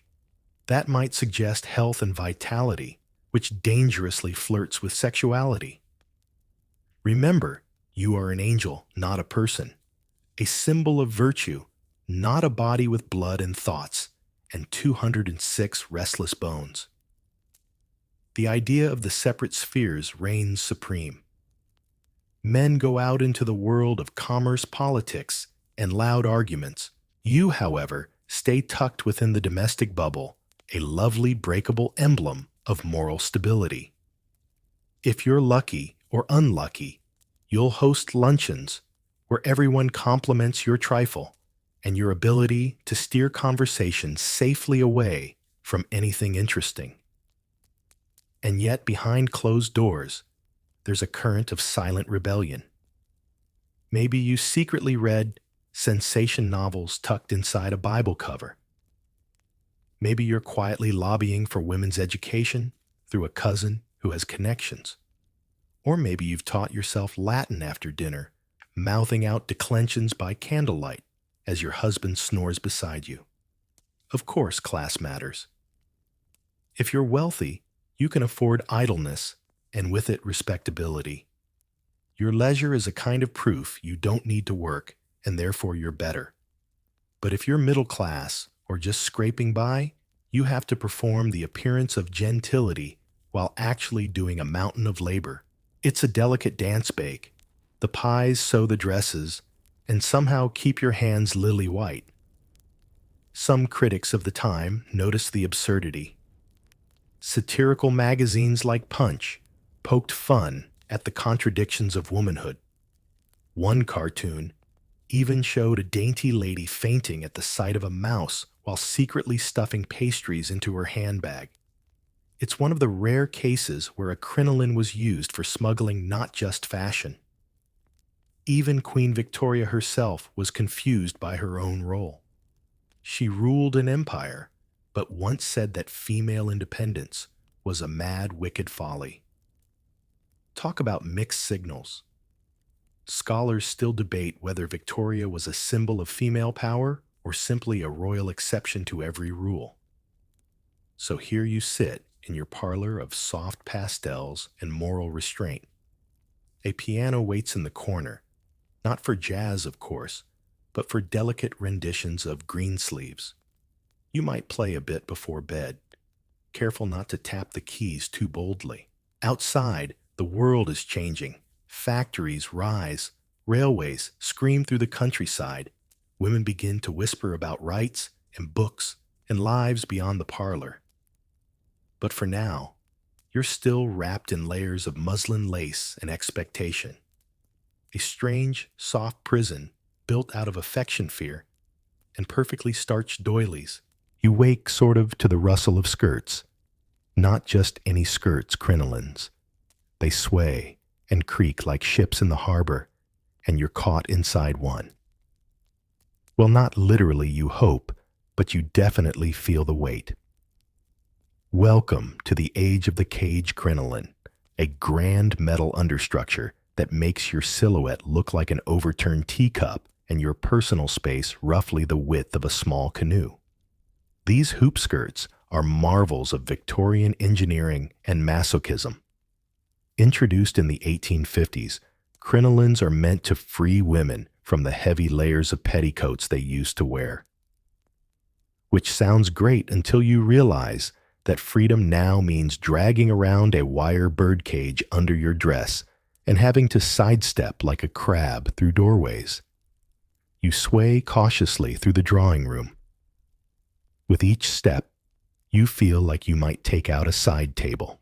You have to be aware of your radius, which is a hilarious thing to worry about in a society where women aren't even supposed to talk about geometry. The skirts make sitting a delicate operation, sort of a gentle descent followed by a controlled hover above the chair. Too quick, and you'll launch backward like a rocking horse. Too slow, and you'll crumple with all the grace of a folding umbrella. But the real danger: fireplaces.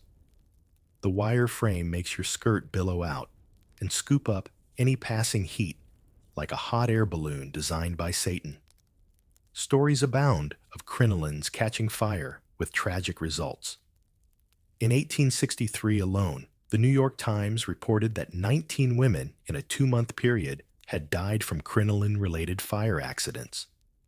Historians still argue whether these deaths were as frequent as the headline suggested, or if they were partly moral cautionary tales warning women against vanity and flamboyance. So why wear them at all? Because fashion, obviously. Crinolines signal elegance, wealth, and adherence to the era's feminine ideal. A tiny waist made to look even tinier, by comparison, with a voluminous skirt instant status. You might not be allowed to vote, but you can absolutely loom like a pastel thundercloud at the opera. And then there's the strange duality: these skirts actually gave women more mobility than earlier fashions. With the cage support airflows beneath, keeping you cooler, and you don't have to wear 10 sweaty layers of wool. It's a classic Victorian twist: freedom, but only if it's shaped like a lampshade. Of course, working-class women didn't have the luxury or the square footage for crinolines. While you sashay through a ballroom, women in factories are wearing simple skirts or aprons and often envying or mocking your absurd silhouette.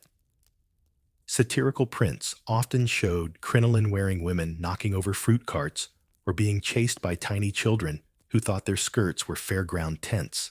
There were also the crinoline invasions, where men complained that women's skirts were encroaching on public spaces. In one infamous 1858 cartoon, a woman boards a bus and instantly displaces 5 men with her skirt. The message: women are literally taking up too much room.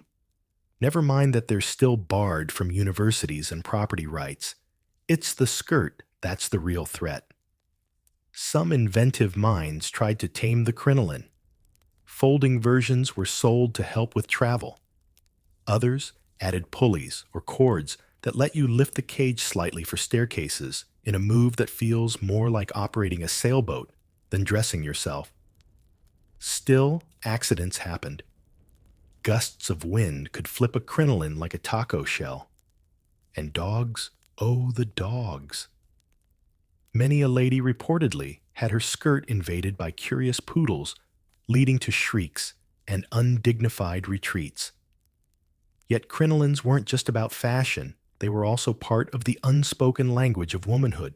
A wide skirt could create a physical boundary, a private bubble in public. It made quick pursuit harder, which was appealing in an era where street harassment was so common it was barely noted. It offered a strange kind of armor made of silk and steel. Inside that fortress of satin, you're still expected to behave delicately. You cannot run. You cannot cross your legs. You must glide like a ship on calm waters. If you're wearing gloves, and you are, you better believe they're spotless. Pale lavender, kid leather probably. Stained gloves were a social death sentence. People would assume things: bad hygiene, questionable morals, a cousin in trade. Fashion was never just fashion in this world. It was biography behavior and branding all rolled into one. A sagging hem said you were careless. A misbuttoned bodice scandalous. Even your parasol had rules how to carry it, tilt it, collapse it, and never ever use it for actual sun protection. You are not here for function. You are here to look like a watercolor painting. Meanwhile, under the skirt, there's a world most never see. You wear drawers now. Yes, that was a relatively new development. Before the 19th century, women generally didn't wear underwear the way we know it. But with crinolines and their tendency to whoosh upward in breezes or falls drawers became the modest must-have. Ironically, though many were split crotch for bathroom convenience, you are an angel, yes, but one with logistical concerns. This all begs the question, were Victorian women fashion victims, or savvy navigators of a restrictive world? Historians still debate it. Some argue that women used fashion as a form of coded rebellion and subtle empowerment. Others say the era's clothing just reinforced how little control women had their bodies literally shaped by someone else's design. You twirl slightly in the mirror, now marveling at the absurd architecture of your dress. You can't bend, you can't run, and sitting feels like a minor performance, but you look like what the world expects you to be: respectable, elegant, proper. Just don't get too close to the fire. You're standing in front of a portrait. The woman in it wears black jet black with a tiny silver cross at her throat and a stare that could freeze jam. It's Queen Victoria naturally. You try not to blink first. Her face is a mixture of stern propriety and subtle exhaustion, and you realize she's more than just a ruler. She's a mood board for an entire century of womanhood. Every lacy collar, every knitted tee, cozy, every mournful glance cast out a frosty window. Somehow, it all ties back to her. You've never met a woman with more cultural power who hated feminism quite this much. Victoria ruled from 1837 to 1901, and yet somehow managed to influence every ruffle and moral ideal well beyond her reign. Even your decision about what color to wear while grieving your third cousin twice removed, dictated by her personal brand of sorrow. You glide through a hallway, heavy with velvet drapes, and realize that Victoria's power wasn't just political, it was emotional. After the death of her beloved Prince Albert in 1861, she retreated into mourning like it was a full-time job. Black clothes, black curtains, black stationery. The Queen went grayscale, and the nation followed. Mourning became its own art form, with women expected to perform it in stages deep. Mourning, half mourning, slight mourning, each with its own approved shades and jewelry. Historians still argue whether Victoria's extended grief empowered women by validating emotional expression or burdened them with yet another scripted role. Either way, if you're a proper Victorian lady, your wardrobe probably now includes black crepe and a locket full of someone's hair. Yes, actual hair. Victorian mourning jewelry often involved braided strands of the deceased turned into rings, brooches, and even tiaras. You've officially entered the realm of fashionable melancholy. But it wasn't just grief that Queen Victoria shaped. It was everyday behavior. She disliked public displays, modern art, and independent women. Her views on female independence were so conservative that she once called the suffragette movement wicked folly. And yet, she was literally running an empire. You're standing in a paradox. Victoria's own letters are full of contradictions. She wrote fondly about motherhood, but reportedly disliked small children. She loved her role as wife, even as she wielded more power than any of her ministers. You wonder how many Victorian women gazed at her portrait and thought, so I should be strong, but not too strong. Independent, but not without a husband. Queenly, but quiet. Got it. You ease into a drawing room armchair, straight-backed and unspeakably uncomfortable, because comfort wasn't the goal here. Respectability was. Victoria helped codify the image of the domestic woman as Britain's moral anchor. This was the cult of true womanhood, polished to high shine under her reign. A woman should be pious, pure submissive, and domestic a tidy acronym if you ignore how little fun any of it sounds. Under her influence, the home became a performance space, not just a place to live, but a curated environment of moral influence. You were expected to host tasteful teas, decorate modestly, and radiate benevolence, even when your corset cut off 30% of your lung capacity. Yet at the same time, Victoria did open a strange window for female visibility. Her image was everywhere on coins, stamps, biscuit tins, even wallpaper. Children grew up recognizing her face before their own grandmothers. In an era when most women were invisible in public life, she was an unavoidable icon. The contradiction was almost poetic. And still her influence ran deeper. Take literature heroines in Victorian novels, often mirrored Victoria's public persona, stoic, dutiful, careful not to disturb the status quo. Think Jane Eyre rather than Becky Sharp. You learn to romanticize restraint.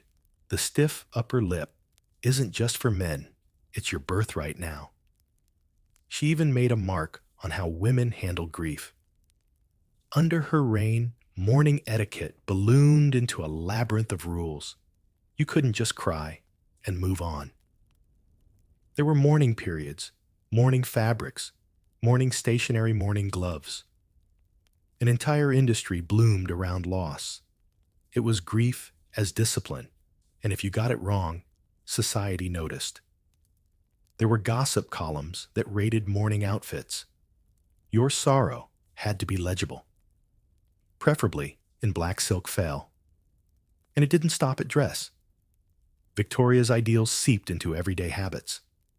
The way you spoke, I dare say the way you walked small steps, no swaying, even the way you arranged flowers. No lilies, unless someone had died. Her shadow stretched far and wide, even over breakfast. Did you know the Queen popularized marmalade at the royal table? Now you eat marmalade because she did. There's something a little absurd about this, of course. One widow's grief becomes an entire nation's blueprint. One woman's preferences become every woman's restrictions. And still, you can't help but admire the scale of it. Not many people manage to make the world dress in their mood. Some found subtle ways to push back.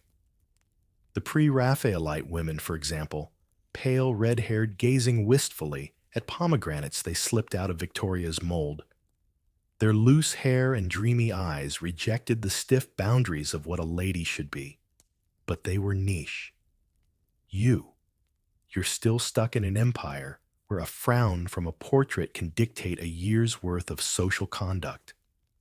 A knock at the door, someone's brought your mourning bonnet back from the milliner.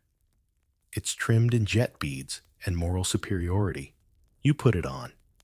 You are now dressed for dignity, sadness, and not taking up too much space. And as you step outside, you know exactly what's expected of you. Not too loud, not too bright, not too hopeful. After all, the Queen is watching. The hallway is narrow carpeted and smells faintly of overboiled cabbage and lavender polish. You tread carefully because you're not the lady of the house, you're something stranger. Something in between. You're a governess now. The governess educated invisible, always slightly in the wrong place. You're too refined to dine with the servants, but too poor and too paid to sit with the family. You haunt the upstairs, trailing a faint scent of ink and sacrifice. Your job, to civilize the children, to make sure they can quote Tennyson without embarrassing themselves, to be just useful enough to justify your presence and just forgettable enough not to become a problem. You knock softly on the nursery door.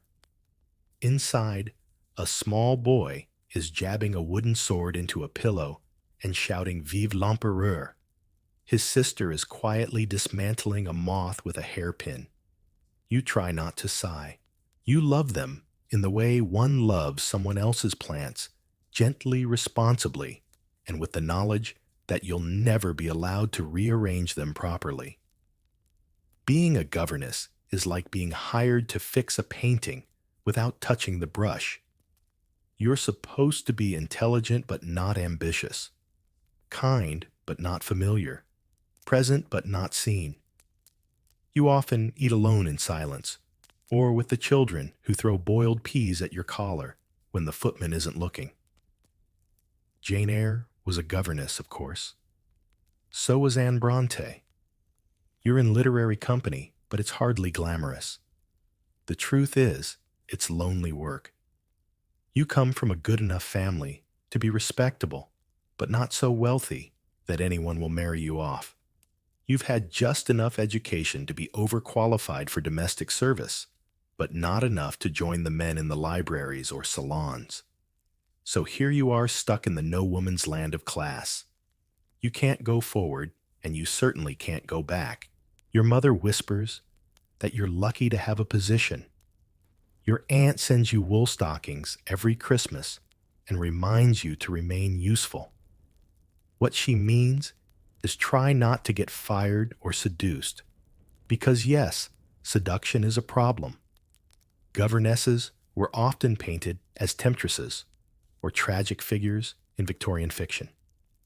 They lived in the same houses as lonely husbands and moody sons, unprotected, unmarried, and highly visible to anyone with a mustache and free time. You, of course, try to avoid all this. You keep your eyes on your lesson plans and your hands full of Latin primers.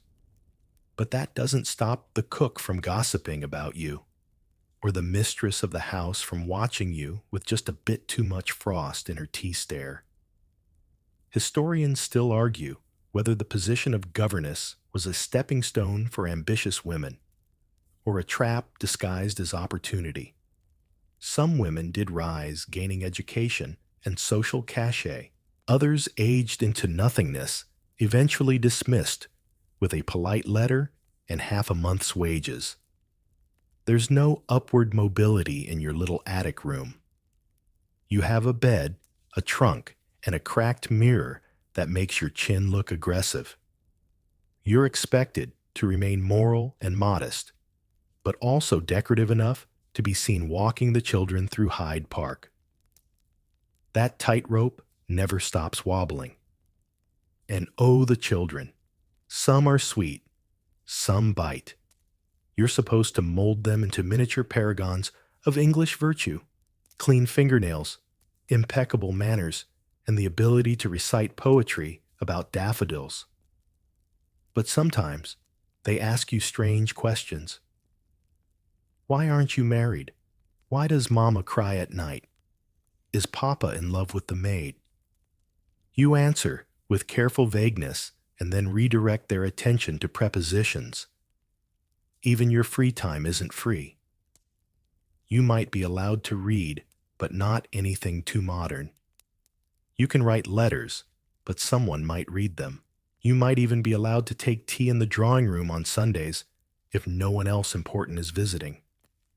That's your social life crumbs of inclusion doled out like leftover scones. And still, there's something oddly powerful in your role. You're shaping minds. You're trusted with the family's future, if not their respect. Sometimes, the children love you more than their parents. Sometimes they cry when you leave.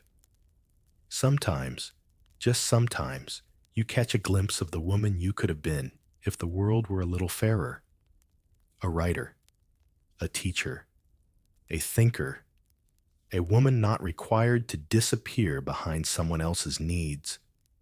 Quirky tidbits, some governesses kept shadow diaries, small coded journals hidden under floorboards or tucked into sewing baskets. These weren't just schedules and budgets. They were emotional lifelines, secrets, cries into the void of politeness. Imagine pouring your soul into a notebook made of scraps, knowing that even your sorrow had to be spelled in careful ink. And when governesses did rebel, they became writers, activists, or scandalized the neighborhood by marrying above themselves. Mary Wollstonecraft once worked as a governess. So did Mary Lamb, the sister of Charles.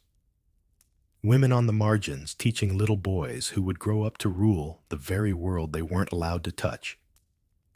You lean out the attic window. The garden looks far away. The house creaks around you, not unkindly, just tired. Like it, you exist in the pause between lives. Not quite poor, not quite rich, not quite servant, not quite guest. A bell rings downstairs. You're being summoned. There's another lesson, another page of French verbs to recite. You fix your cuffs, straighten your spine, and slip back into the role you never really chose. Because you are the governess, seen only when convenient, trusted only when silent, needed, but never quite welcome. The doctor arrives just before noon. He's wearing a cravat so tight it looks like a tourniquet, and he carries a small black bag filled with all the tools needed to misunderstand you completely. You're not sick, not exactly, but you've been sighing more than usual, and someone noticed you staring too long out the window. Clearly, something must be wrong with your nerves. Welcome to the curious world of Victorian hysteria, where nearly any sign of female discontent, fatigue, anxiety, too much creativity, or even wanting to go outside alone is treated as a medical condition. You sit on the edge of the fainting couch, while the doctor asks you gently invasive questions. Are you sleeping well? Do you feel overwhelmed by your duties? Do you ever feel unfulfilled? You answer politely, even as he jots something down about your fragile disposition. The term hysteria comes from the Greek hystera, meaning uterus, and yes, they truly believed your reproductive organs might be the root of your emotional imbalance. Some physicians even thought the uterus wandered around the body like a rogue balloon, bumping into other organs and causing mood swings. Historians still argue whether most Victorian doctors genuinely believed this theory, or just found it more comfortable than addressing, say, depression or oppression. You're prescribed rest, of course. Maybe some laudanum, a delightful little concoction of alcohol and opium. Or if you're lucky, a course of water therapy, basically cold baths and strict silence. There's also talking cures, which involve you politely explaining your sadness, while the doctor nods and recommends more embroidery. For more serious cases, there's the infamous rest cure, developed by Dr. Silas Weir Mitchell. This involved complete isolation, no reading, no writing, no movement, just milk bed and the slow erosion of your will to live.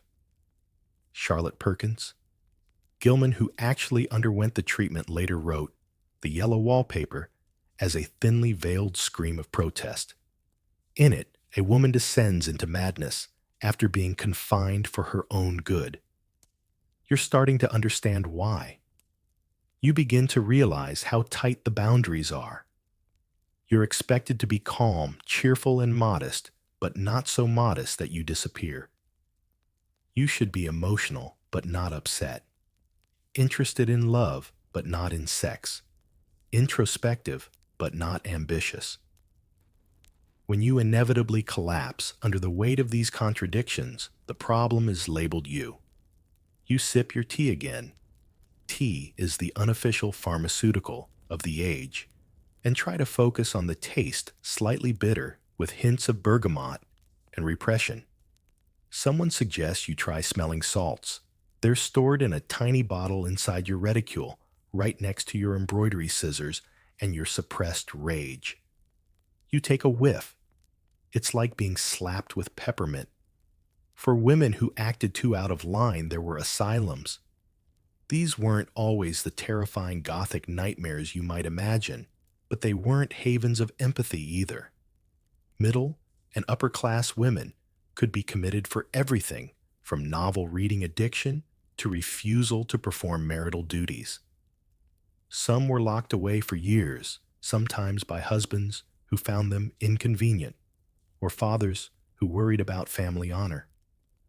And yet some women found ways to subvert the system. They played the part, gentle sighs, pale wrists, whispered complaints, and used their illness as a way to gain space and rest. Quirky fact: one woman in a London asylum reportedly faked hysteria just to escape the constant demands of society parties. She was caught only when staff noticed her secret stash of newspapers and poetry under her mattress. You're starting to see how strange this all is. The very traits women are encouraged to display, sensitivity, delicacy, emotional intelligence, are also the ones most likely to be pathologized. It's as if womanhood itself is a kind of chronic condition. Even exercise becomes suspicious. You're told to rest when you're weary, but not to walk alone in the garden, lest you overstimulate your senses. Your pulse is considered a readable symptom. Too fast nerves. Too slow melancholia. There's no correct speed for a Victorian woman's heartbeat. And it's not just doctors who weigh in, it's everyone. Your aunt recommends lemon balm and Bible study. Your friend swears by Turkish baths and avoiding novels. Your maid quietly tells you to sneak a brandy at night and stop listening to men in hats. You lie back on the fainting couch and close your eyes. The curtains rustle faintly. A neighbor's piano plays something sweet but repetitive. You wonder if this is what it feels like to be slowly dissolved, your needs translated into symptoms, your hopes renamed as hysteria, your silence encouraged and then diagnosed. Some women write their way out. You picture them: Louisa May Alcott, Elizabeth Barrett, Browning, Christina Rossetti, writing poems and stories that circled delicately around their own claustrophobia. They were often ill, often accused of frailty, and often brilliant in ways that made men uncomfortable. You admire them from your cushion, wishing your diary pages would light on fire and become a manifesto. It's not all bleak, though. There's also resilience in the ridiculous. Women gathered in tea rooms and exchanged advice on how to pass their doctor's tests. One might smile and say she's feeling ever so much better while secretly planning to join a literary society. Another might agree to rest, so long as she's allowed her sketchbook, subtle rebellion, lives in polite compliance. You rise from the couch, slowly feeling both observed and unseen. You're not unwell, not really. You're just tired of being required to perform stability under conditions that are anything but. You straighten your collar, smooth your skirt, and prepare for another round of pleasant, incurable womanhood. You're not hysterical. You're just awake.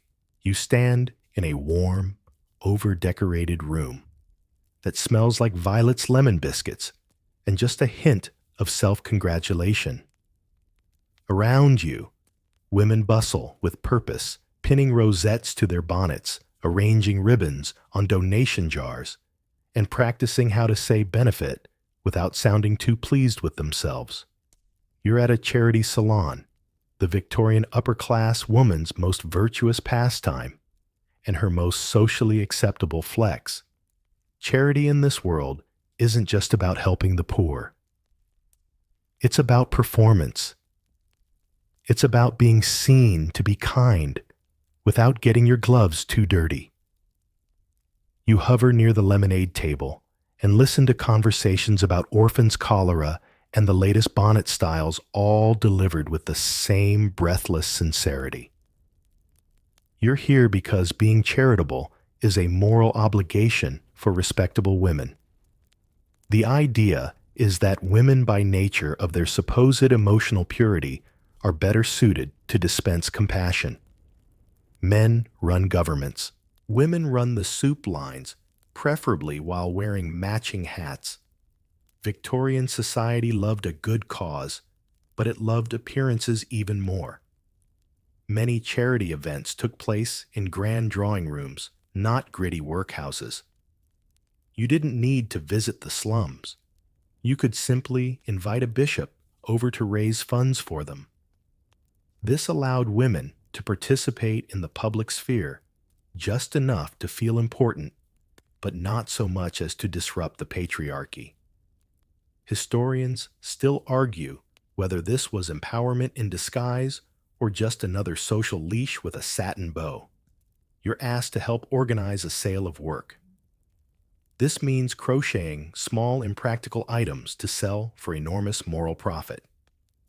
Think lace sachets, bookmarks, or awkward embroidered handkerchiefs bearing uplifting phrases like, "Blessed are the pure of heart," or "Pity the orphan."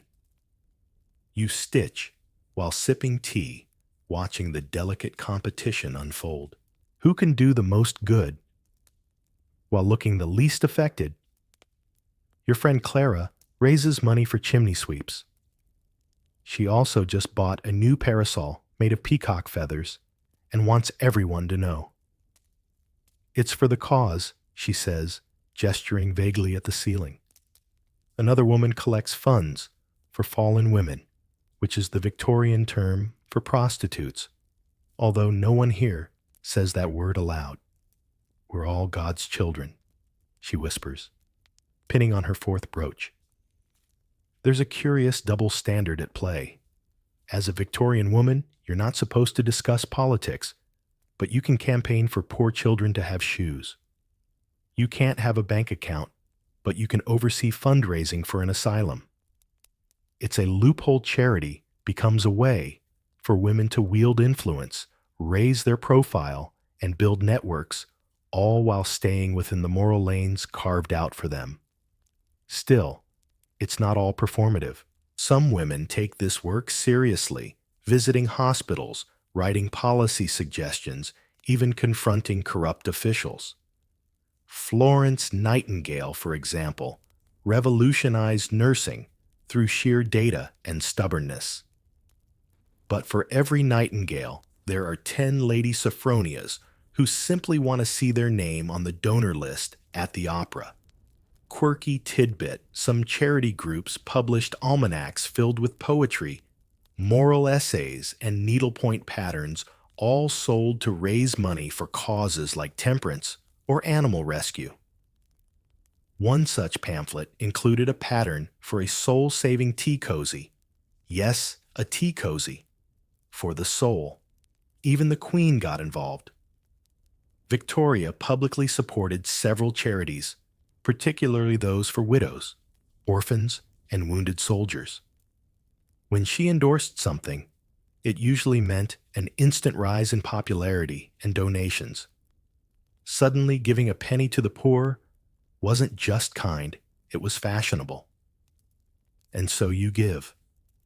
Or at least you make sure others see you giving.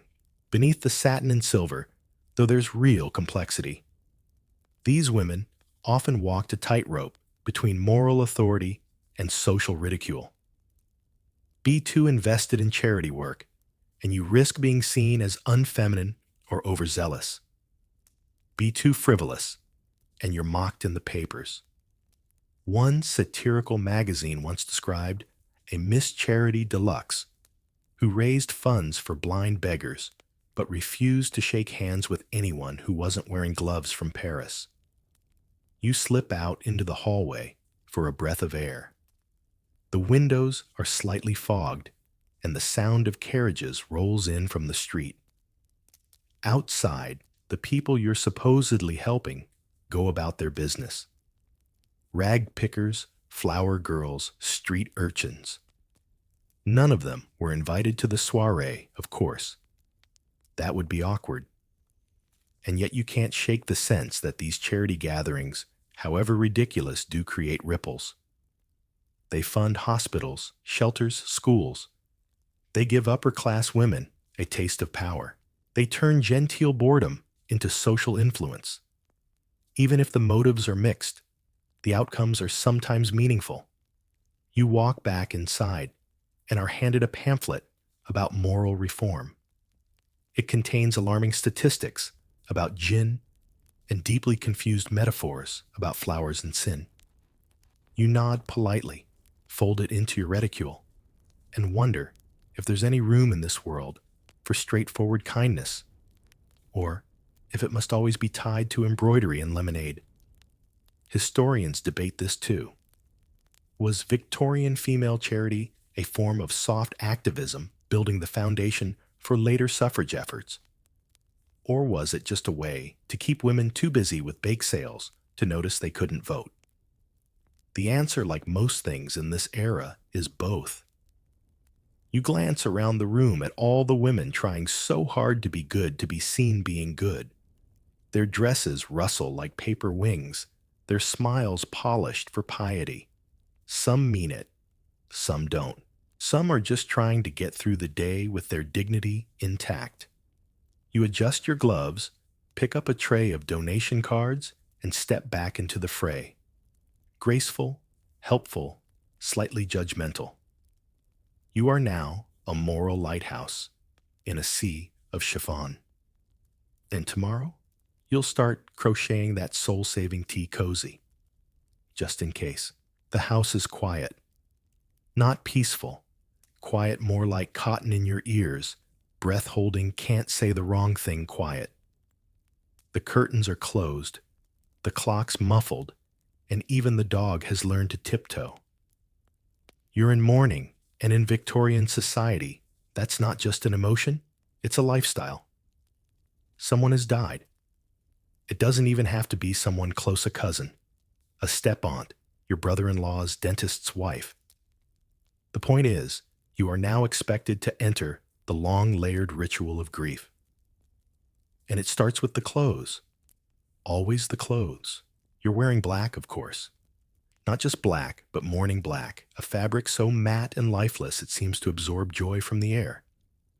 It's called crepe, and it's stiff, scratchy, and impossible to clean. It frays if you look at it wrong. Still, it's required. You don't choose grief in this world. You wear it. You're in deep mourning now, which means full black, no jewelry, no colors, no fun, no music, no theater, and definitely no laughing in public. You're expected to mourn properly for 6 months to 2 years, depending on your relationship to the deceased. For a husband, 2 years minimum. For a brother, maybe a year. For a child. Well, there's no limit, really, at least according to Queen Victoria, who famously mourned Prince Albert for the rest of her life.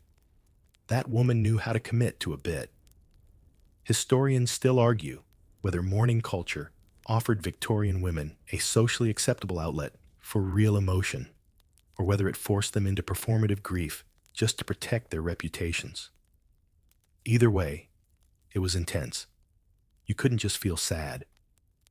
You had to look sad, act sad, be sad, or risk public judgment. Mourning became a moral virtue, not just a private response. As the weeks pass, your role slowly shifts. After a time, you're allowed to wear half mourning, a sort of emotional gray area where lavender gray and mauve are permitted. You can wear modest jewelry again, maybe a small locket with the deceased's hair tucked inside. Hair jewelry is everywhere now. Rings with initials carved in jet bracelets woven from plaits, even brooches made to look like funeral wreaths. You run your fingers over your own necklace. It's cold and oddly comforting. You begin to understand that grief in this era is a social currency. The more strictly you adhere to the rules, the more respect you gain. A woman who moves on too quickly is viewed as cold. A woman who lingers too long is pitied, but also admired. Mourning well is an art. Mourning badly, that's a scandal. There's also a strange kind of power in it. In mourning, you're excused from things. You don't have to attend balls. You can avoid awkward visits. You get a break from the exhausting requirements of cheerfulness. It's the only socially sanctioned reason not to smile. Some women even extend mourning intentionally to maintain control or simply to opt out. And let's not forget the mourning etiquette manuals, entire books outlining how to grieve properly, complete with sample thank you notes, fashion guides, and helpful timelines. One guide informs you that after the 5th month of widowhood, it's acceptable to reintroduce discreet conversation about the weather and horticulture. How kind. You take a slow walk in the garden, gloved hands folded neatly. The air smells like earth and silence. Someone nods at you from a distance, a neighbor perhaps, acknowledging your sorrow with a respectful lack of eye contact. You nod back. That's the proper thing. Everything is measured now. How often you're seen, how loudly you step, whether you bring fresh flowers to the grave, and whether those flowers are the right kind. Quirky fact, some mourning households hired professional mourners, usually older women, who were paid to cry convincingly at funerals. They'd wail swoon and perform dramatic grief for the benefit of everyone else's conscience. It was theater, sure, but also catharsis for hire. You imagine them practicing in the mirror, more sobbing, less hiccuping. Inside the house is still draped. Mirrors are covered with black cloths, so the living don't see themselves and tempt fate. Clocks are stopped at the moment of death. Some women even sleep with a photo of the deceased pinned inside their nightgown, as if grief could be worn down to the skin. You find your way to the mourning album, a carefully curated book with pressed flowers from the funeral handwritten notes, even a lock of the departed's hair. It's not macabre. It's memory curated the way Victorians curated everything, with precise handwriting and deep emotional restraint. You flip through it, slowly marveling at how grief has become a genre.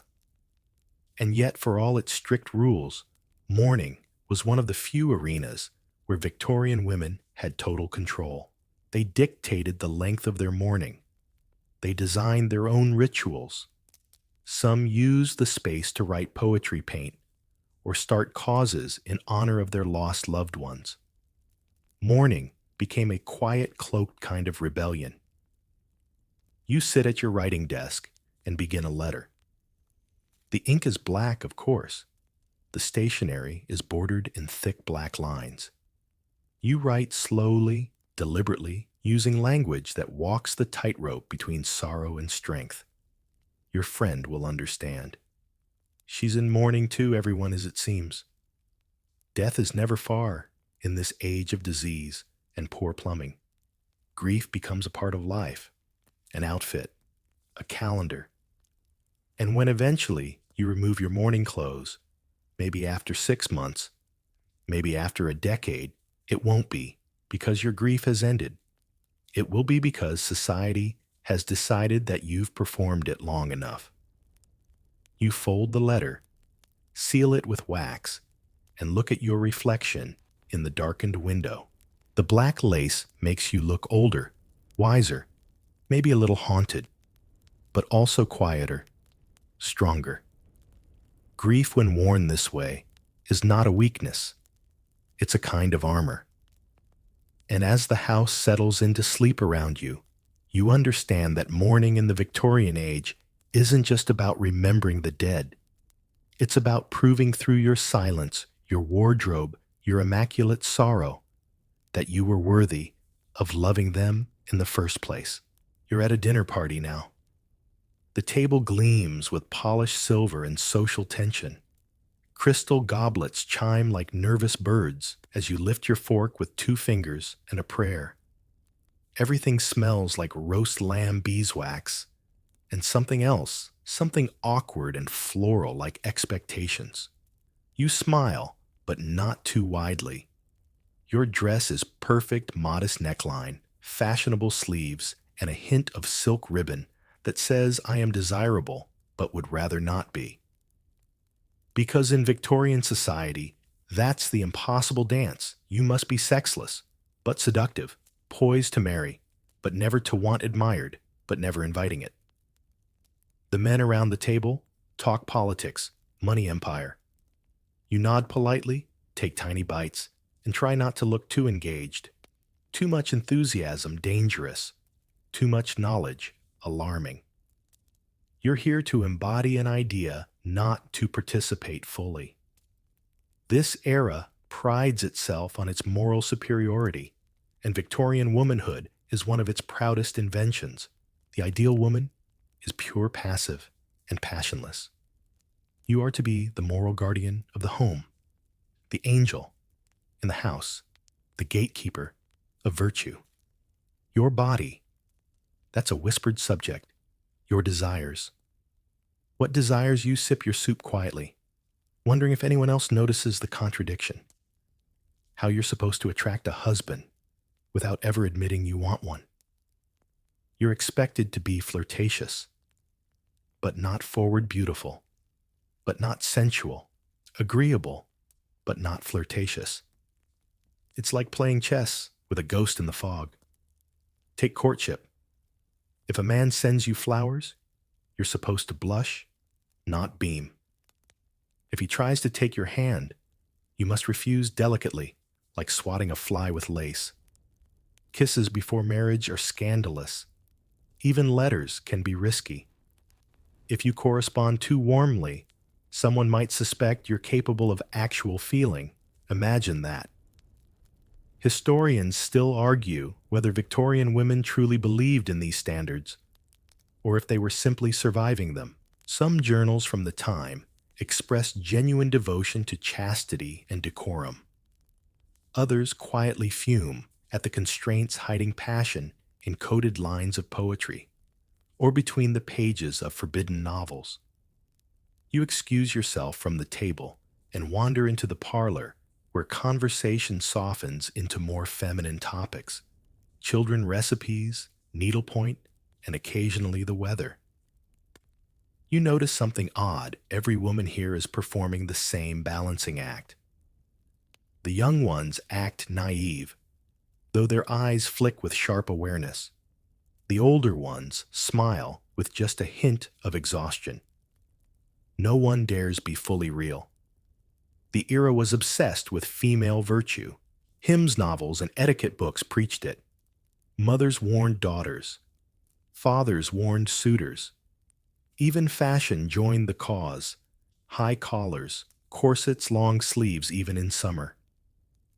You're told it's for modesty, but really it's about control. Clothing becomes a chastity belt stitched with velvet and decency. Yet for all this repression, the culture was also oddly obsessed with sex, just never openly.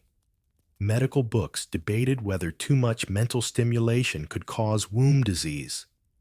Married women were advised to endure intimacy without enjoying it. Pleasure was taboo, unless of course it belonged to men.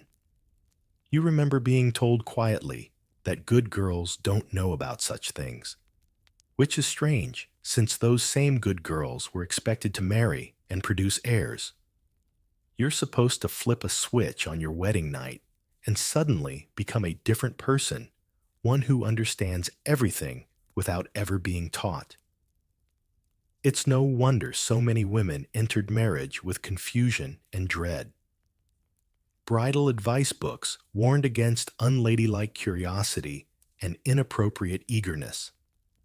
One even suggested that wives should think of England during conjugal relations, a line that's since become a joke, but was all too real for many. Meanwhile, men were often given a free pass. If they strayed, it was unfortunate, but understandable. If a woman so much as wrote a daring letter, she could be cast out of society forever. The double standard was breathtaking and exhausting. Quirky tidbit, there was actually a type of furniture known as the modesty panel. A little screen attached to a lady's writing desk to shield her ankles from view. Yes, her ankles. because apparently nothing stirred 19th century lust quite like a well-turned instep. Back in the parlor, you overhear someone mention the Scarlet Letter, a scandalous book to be sure. Hester Prynne, the woman at its center is punished not for loving, but for being seen to have loved. The Victorians adored stories like this. They served as cautionary tales, but also subtle fantasies. What if you could break the rules? What if you already have, but you haven't? Not yet. You're still in your role, still blushing when expected, still nodding through conversations about wallpaper and canapes. You feel desire, but you're not allowed to say it, act on it, or even dress in a way that hints at it. So you stuff it down, like everyone else here. Even Queen Victoria, despite her very large family, publicly disdained any suggestion of female passion. She reportedly once said that women were not created to excite a funny comment given the existence of her 9 children. And yet beneath the surface, desire bloomed in secret. In poetry, diaries, and art. In quiet glances and hidden love letters. In walks that lingered too long. In fingertips that brushed against teacups and almost touched. Victorian women weren't sexless. They were silenced. You return to the dinner table where dessert is being served. A slice of blancmange trembles on your plate. It's a fitting metaphor, soft, wobbly, and expected to hold its shape. You eat politely, smile sweetly, and perform your part. You are desirable. You are untouchable. You are perfectly trained in the impossible, and tomorrow you'll do it all again. You're not wearing lace today. No pearls, no corset, just a plain cotton dress, an apron that's already smudged with soot, and boots that pinch your toes. You are not a lady of leisure, you are a factory worker, and the only thing romantic about this version of Victorian womanhood is that it makes everyone nostalgic for not being here. Welcome to the textile mill. It's hot. It's loud. It smells like sweat grease and cotton fibers drifting through the air like grimy snow. You're surrounded by rows of machines, each one taller than you, each one faster than your hands can safely move. You're 16, maybe 14, maybe even younger. But no one asks. Age is just a number, and child labor is business as usual. You start your shift before sunrise, and if you're lucky, you'll be finished before nightfall. There are no breaks, unless the machine breaks. And even then, someone's yelling. Your fingers are raw from tying threads, your lungs ache from breathing dust, and your eyes sting from the constant flicker of gas lights overhead. And yet you're here. Because you have to be. Because your family needs the money. Because Victorian society only offers women 2 options if you're poor marriage or work. And if marriage isn't available or survivable, then it's the mills, the factories, or domestic service. Factory work is supposed to be a sign of progress, but it feels more like penance. Victorian England is industrializing at breakneck speed, and behind every steam engine and chimney are thousands of women and girls doing the kind of labor that no one at the dinner party talks about. Your day is a blur of repetition. You spin thread. You weave cloth. You dodge loose belts and flying bobbins. If your hair isn't tied back tightly enough, it might get caught in the gears. Yes, that actually happened. More than once. Historians still argue whether factory owners made reasonable efforts to protect their workers or simply viewed casualties as unfortunate but replaceable. And the worst part? You're still judged. Not for your long hours, but for your morals. Working-class women were often seen as loose simply because they labored outside the home. Respectability, it turns out, is a luxury item, like imported tea or not coughing up lint. Your hands are calloused. Your nails split. You have oil under your fingernails that never quite washes off. Meanwhile, newspapers run illustrations of ideal womanhood, always delicate, always dainty. No one ever draws women like you. Sometimes after work, you sit on the stoop with the other girls.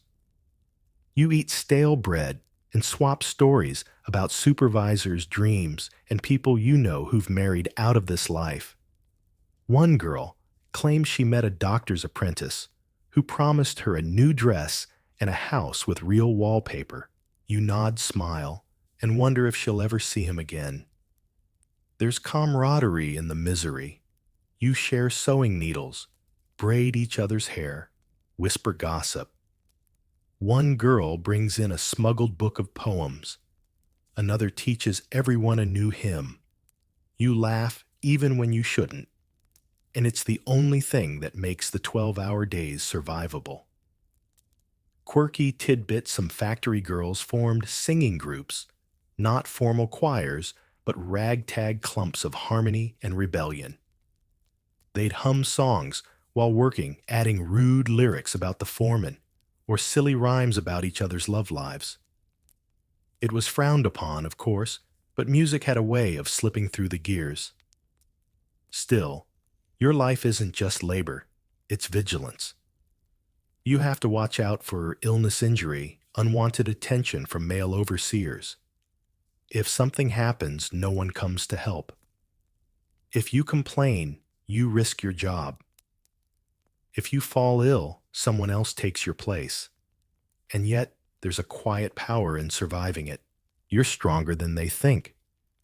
You learn how to read the rhythm of machines, how to tie bandages from thread scraps, how to hide a sandwich in your apron without being caught. You become an expert in endurance. Some women organize. They join early trade unions, even though it's risky. They march for shorter hours and better pay. Most are ignored. Some are arrested. A few, very few win. Back home, you're still expected to cook clean, maybe help raise siblings, or pay rent to your parents. There's no spa day, no rest cure, no spiritual retreat. Your comfort is the 5 minutes you get to untie your boots and stretch your sore feet in front of a coal fire. And through it all, the narrative persists that you are somehow less feminine, less moral, less worthy of sympathy than the pale, perfumed woman sipping tea 2 neighborhoods over. You walk past her house sometimes and imagine switching lives, just for a day, just to breathe without lint in your lungs. Historians often focus on the upper classes, the salons, the scandals, but women like you were the backbone of the Victorian age. You spun the thread. You made the cloth. You built the empire's economy one shift at a time. And yet, your story is still too often left in the margins. Even Charles Dickens' champion of the poor, though he was rarely centered the female laborer. He gave us orphans and street boys, yes, but the factory girl was usually a backdrop, a warning, a footnote. You deserve better. Your shift ends as the factory whistle shrieks. You step outside, skin covered in dust and dusk. The air smells of coal smoke and cabbage water. Your arms ache. Your feet throb. But the sky for a moment is soft and open, and the stars haven't given up on you yet. You straighten your back, adjust your shawl, and start the walk home. Tomorrow, you'll do it all again. Not because you're weak, because you're impossible to break. The map spreads across the desk like a secret. Faint pencil marks trace the curves of rivers and the edges of mountains. There are smudges where fingers have hesitated, where borders feel imaginary, and names are scribbled in feminine cursive. You smooth your glove over the parchment, careful not to leave a trace. You are one of the lady adventurers, though no one is really supposed to know. In a world where women aren't allowed to speak in Parliament, it's rather marvelous that they sometimes end up charting continents. Travel, of course, isn't considered ladylike. A proper Victorian woman stays put. She doesn't gallop across deserts or paddle through jungles. But some women ignore the rule book entirely. They disguise themselves as widows, invalids, even missionaries, anything that offered a plausible reason to disappear for a few months with a compass and a sketchbook. Take Isabella Bird.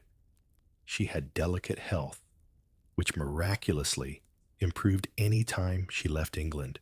She rode across the American Rockies on horseback, climbed volcanoes in Hawaii, and wrote best-selling travelogues that described everything, from bandits to altitude sickness, all while wearing long skirts and a perfectly civil bonnet. Then there was Mary Kingsley, who wandered through West Africa collecting fish and cultural observations, all while calmly sidestepping crocodiles and colonial expectations. She once fell into a pit full of sharp spikes, and when asked why she wasn't hurt, replied that her crinoline had saved her. Imagine surviving a death trap thanks to a hoop skirt. Historians still argue whether Kingsley was a trailblazer for women or a colonialist who played politely by empire's rules. The truth is tangled like most things in this period. You trace your finger along a coastline on the map and realize how little credit these women got. Their discoveries were often reattributed to men or simply dismissed. Some of their field notes were published anonymously, while others were quietly buried in dusty drawers. Quirky tidbit, a number of Victorian women created private atlases, scrapbooks that combined maps, pressed flowers, journal entries, and drawings from their journeys. These weren't for fame or profit. They were for memory, for evidence, for the quiet satisfaction of saying I was here. But adventure wasn't always about travel. Some women explored the natural sciences from their gardens and drawing rooms. They studied botany, geology, astronomy fields that were technically open to amateurs, which made them just accessible enough for women to slip in sideways. They weren't awarded degrees or titles, of course. They were helpers, enthusiasts, assistants. Yet their notebooks are still referenced today. There's Margaret Gatty, who collected and cataloged marine algae with obsessive precision, or Mary Anning, the fossil hunter, whose discoveries helped define paleontology, though her male colleagues conveniently forgot her name when publishing papers. You admire their persistence. You also want to shout into the void on their behalf. Of course, not every woman had the means to wander the globe. Travel was expensive, and most lady explorers came from privilege. But even so, they risked their reputations by stepping outside the acceptable domestic script. A woman traveling alone was a question mark, a walking rumor. And yet they did it sometimes in pairs, sometimes with local guides, often with notebooks clutched like shields. The world was changing fast. Steamships made travel swifter, railways unspooled across continents, and photography, the newest toy of the upper crust, gave women a new way to document the world. Some learned the chemistry behind developing plates. Others became skilled at using the camera itself, though rarely credited.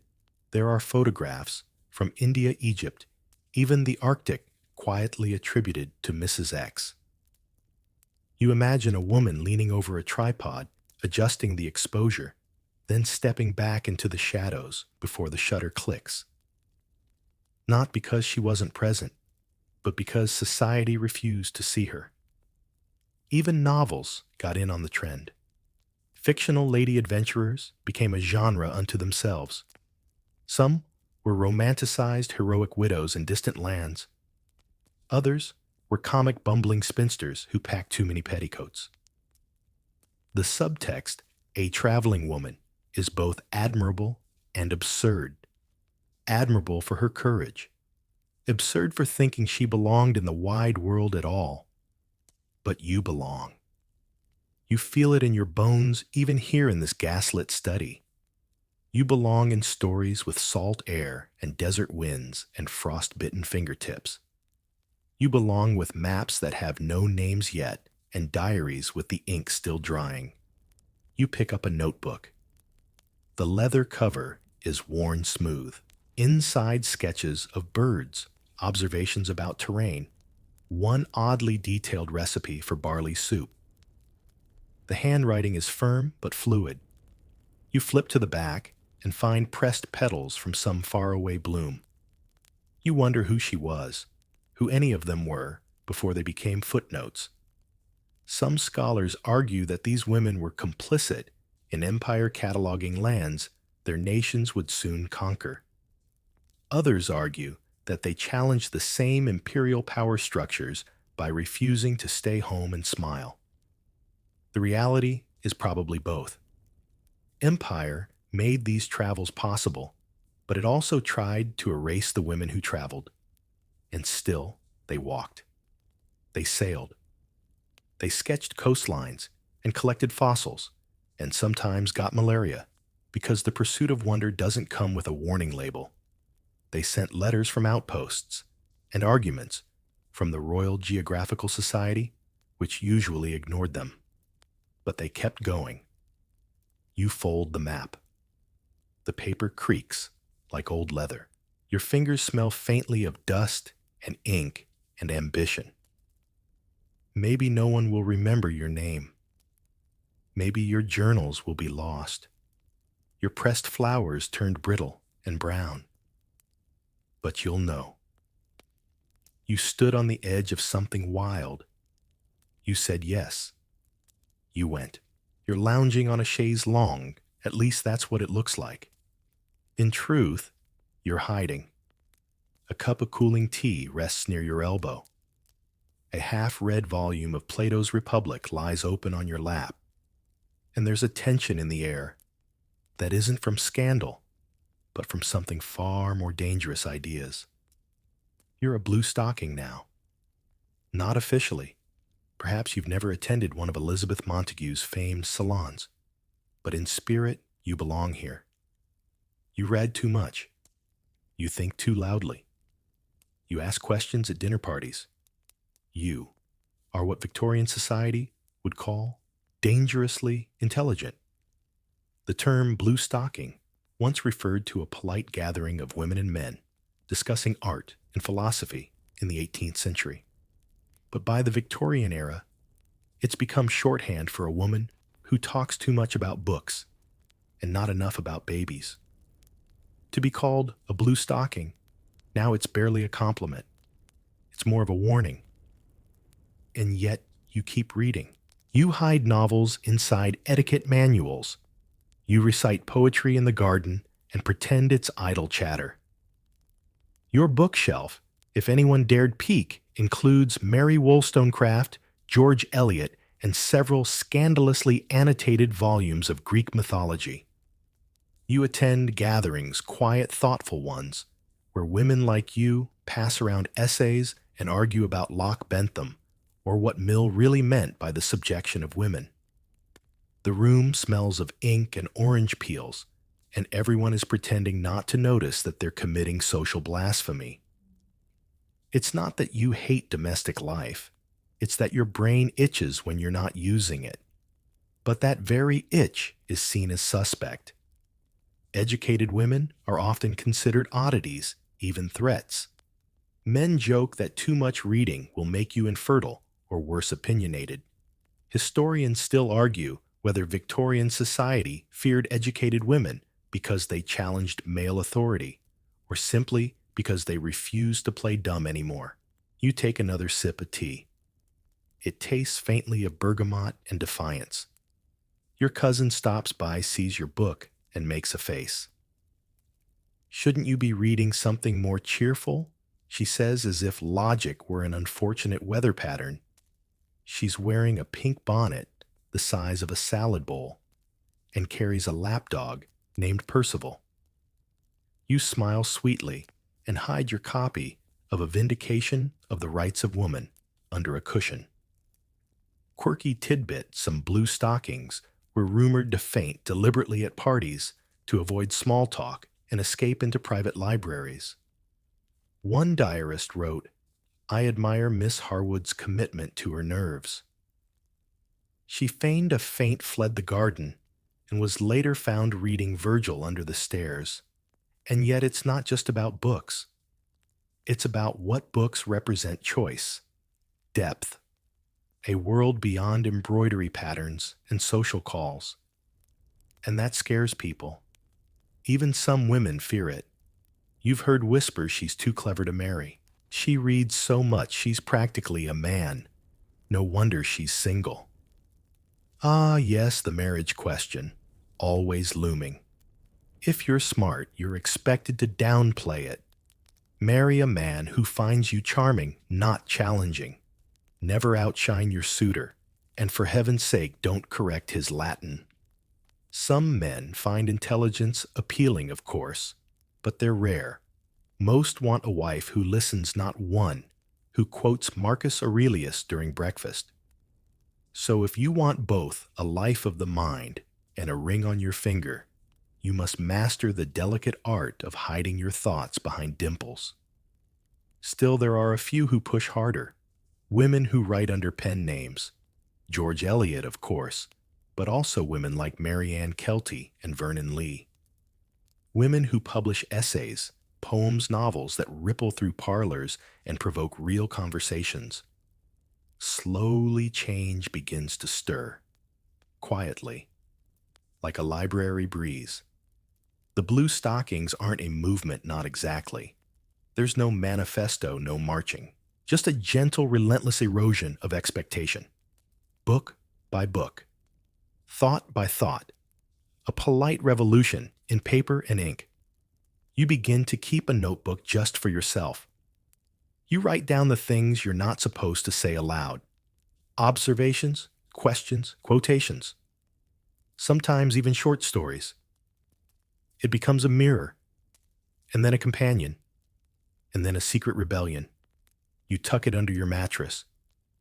You write when the house is asleep. The irony, of course, is that Victorian society loved intelligent women, as long as they stayed fictional. They adored clever heroines like Elizabeth Bennet, Jane Eyre, Margaret Hale. But in real life, not so much. Fictional wit is delightful. Real-life intelligence is inconvenient. You stretch out on the chaise, wondering if things will ever truly change. You think of the women who came before you. Mary Shelley, writing about monstrous ambition. Hannah More, balancing piety and philosophy. You think of the ones yet to come, Virginia Woolf, dreaming of rooms with doors that actually close. You are not loud. You are not radical. You are not standing on a podium shouting for rights. You are just thinking, reading, questioning. And in this world, that alone is enough to make you strange and a little dangerous. It's late. The lamps cast a soft amber glow over the wet cobblestones, and fog curls around the base of the street lamps, like it's rehearsing a ghost story. Your boots click softly as you walk quick, careful steps.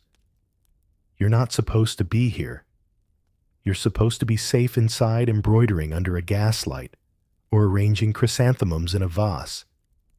But you're not that kind of Victorian woman tonight. You're on the fringe, walking alongside the shadowy world of sex work, where the lace is just as fine, but the rules are wildly different and infinitely more dangerous. The term fallen woman hangs heavy over this part of society, a phrase used to lump together everyone from mistresses to street prostitutes to girls who simply look too confident. In the rigid class prism of the time, one misstep, one flirtatious glance, one tryst, one rumor could land you here. But it's more complicated than the sermons make it sound. You pass a brothel disguised as a dressmaker's shop. Inside, the curtains are red velvet. The perfume is overwhelming, and the clientele wear top hats and denial. The women here might be called unfortunate, but their stories are often far more layered than that. Many came from working-class families, orphanages, or were widows with no means of support. For some, this life was not chosen, but it was chosen over starvation. Others, however, embraced the role with an unapologetic flash of silk and wit. The courtesan class, the high-end sex workers of the day, lived in relative luxury. They had townhouses, private carriages, and invitations to salons. They read novels, collected fans, and received jewels from dukes who refused to recognize their children. They weren't respected exactly, but they were noticed. Historians still argue whether these women were victims of their time or cunning survivors who leveraged what little power they had. Either way, they left a mark, and you're beginning to understand that surviving in this society often meant navigating roles that respectable women weren't even supposed to acknowledge. You step into a narrow alley and see a girl no older than 13 leaning against a wall. She's wearing a secondhand shawl and too much powder. Her name might be Mary or Annie or something she gave herself to feel safer. You look away not out of shame, but out of helplessness. In 1885, the age of consent in Britain was raised from 13 to 16, largely due to a series of scandals and the relentless efforts of campaigners like journalist W.T. Stead, who published a sensational expose titled The Maiden Tribute of Modern Babylon. The public was horrified not at the system that exploited girls, but that it had been exposed so openly. That same year, Josephine Butler was fighting to repeal the Contagious Diseases Acts, which gave police the power to detain any woman suspected of prostitution and force her to undergo invasive examinations. Butler argued that this targeted women, not the men who paid them. She called it state-sanctioned abuse. Many agreed. Even more pretended not to hear her. You find yourself outside a Magdalen home, a reformatory for fallen women. Inside the walls are painted white, the furniture plain, and the air thick with moral reform. The women here have given up sex work or been forced to. They scrub floors, recite prayers, and learn to sew. Some will marry. Some will disappear. The lucky ones find quiet work in laundries or factories. The unlucky ones return to the streets. Quirky tidbit: one such home in London had a rule that the women could only use mirrors once a week to avoid vanity and temptation, as if looking at yourself too often might cause you to fall again. But what no one tells you is how often these women lived alongside the respectable world, not outside it. A maid dismissed without a reference. A widow who couldn't make rent. A young girl sent to the city to find work and left with nothing but a silk glove and a lie. The boundaries were porous. A seamstress might take private clients to make ends meet. A barmaid might accept gifts in exchange for attention. A middle-class wife might visit a doctor who recommends manual stimulation for her nerves and never quite realizes the nature of her treatment. Yes, that happened. Often. Back at the brothel, the girls are laughing now softly, but it's real. Someone's playing a waltz on an out-of-tune piano. The mood is buoyant theatrical, as if the velvet curtains are holding the rest of the world at bay. These women wear rouge, but also resilience. They aren't delicate. They're sharp. They've memorized the names of every inspector and judge in town. You step inside for a moment. One of the women offers you a drink-sweet wine in a chipped glass. She smiles knowingly and says, "Most girls end up here long before they arrive." You don't know if she means it literally or metaphorically. but you believe her either way. There's no redemption arc written for these women. No fairy tale. They don't faint onto fainting couches or get whisked off by dukes, not in real life. But they're real. They exist in margins, in alleys, in the blurry spaces between virtue and survival. And they deserve more than a moral footnote. You finish your drink. The piano fades into silence. Outside, the fog presses closer to the windows. You pull your shawl tight and walk back into the night past gaslights, past judgment, past the women who chose a strange kind of freedom when the world offered them none at all. And somewhere under the whisper of silk skirts and the echo of boots in the dark, you begin to hear it, the sound of women surviving.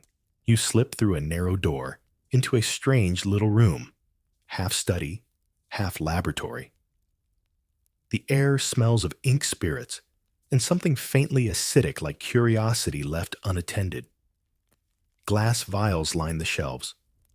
Charts are pinned crookedly to the walls. A candle flickers, and shadows leap across the dusty floor. You've stepped into the private kingdom of a mad scientist, and behind the vials taking notes or sweeping up broken glass is his wife.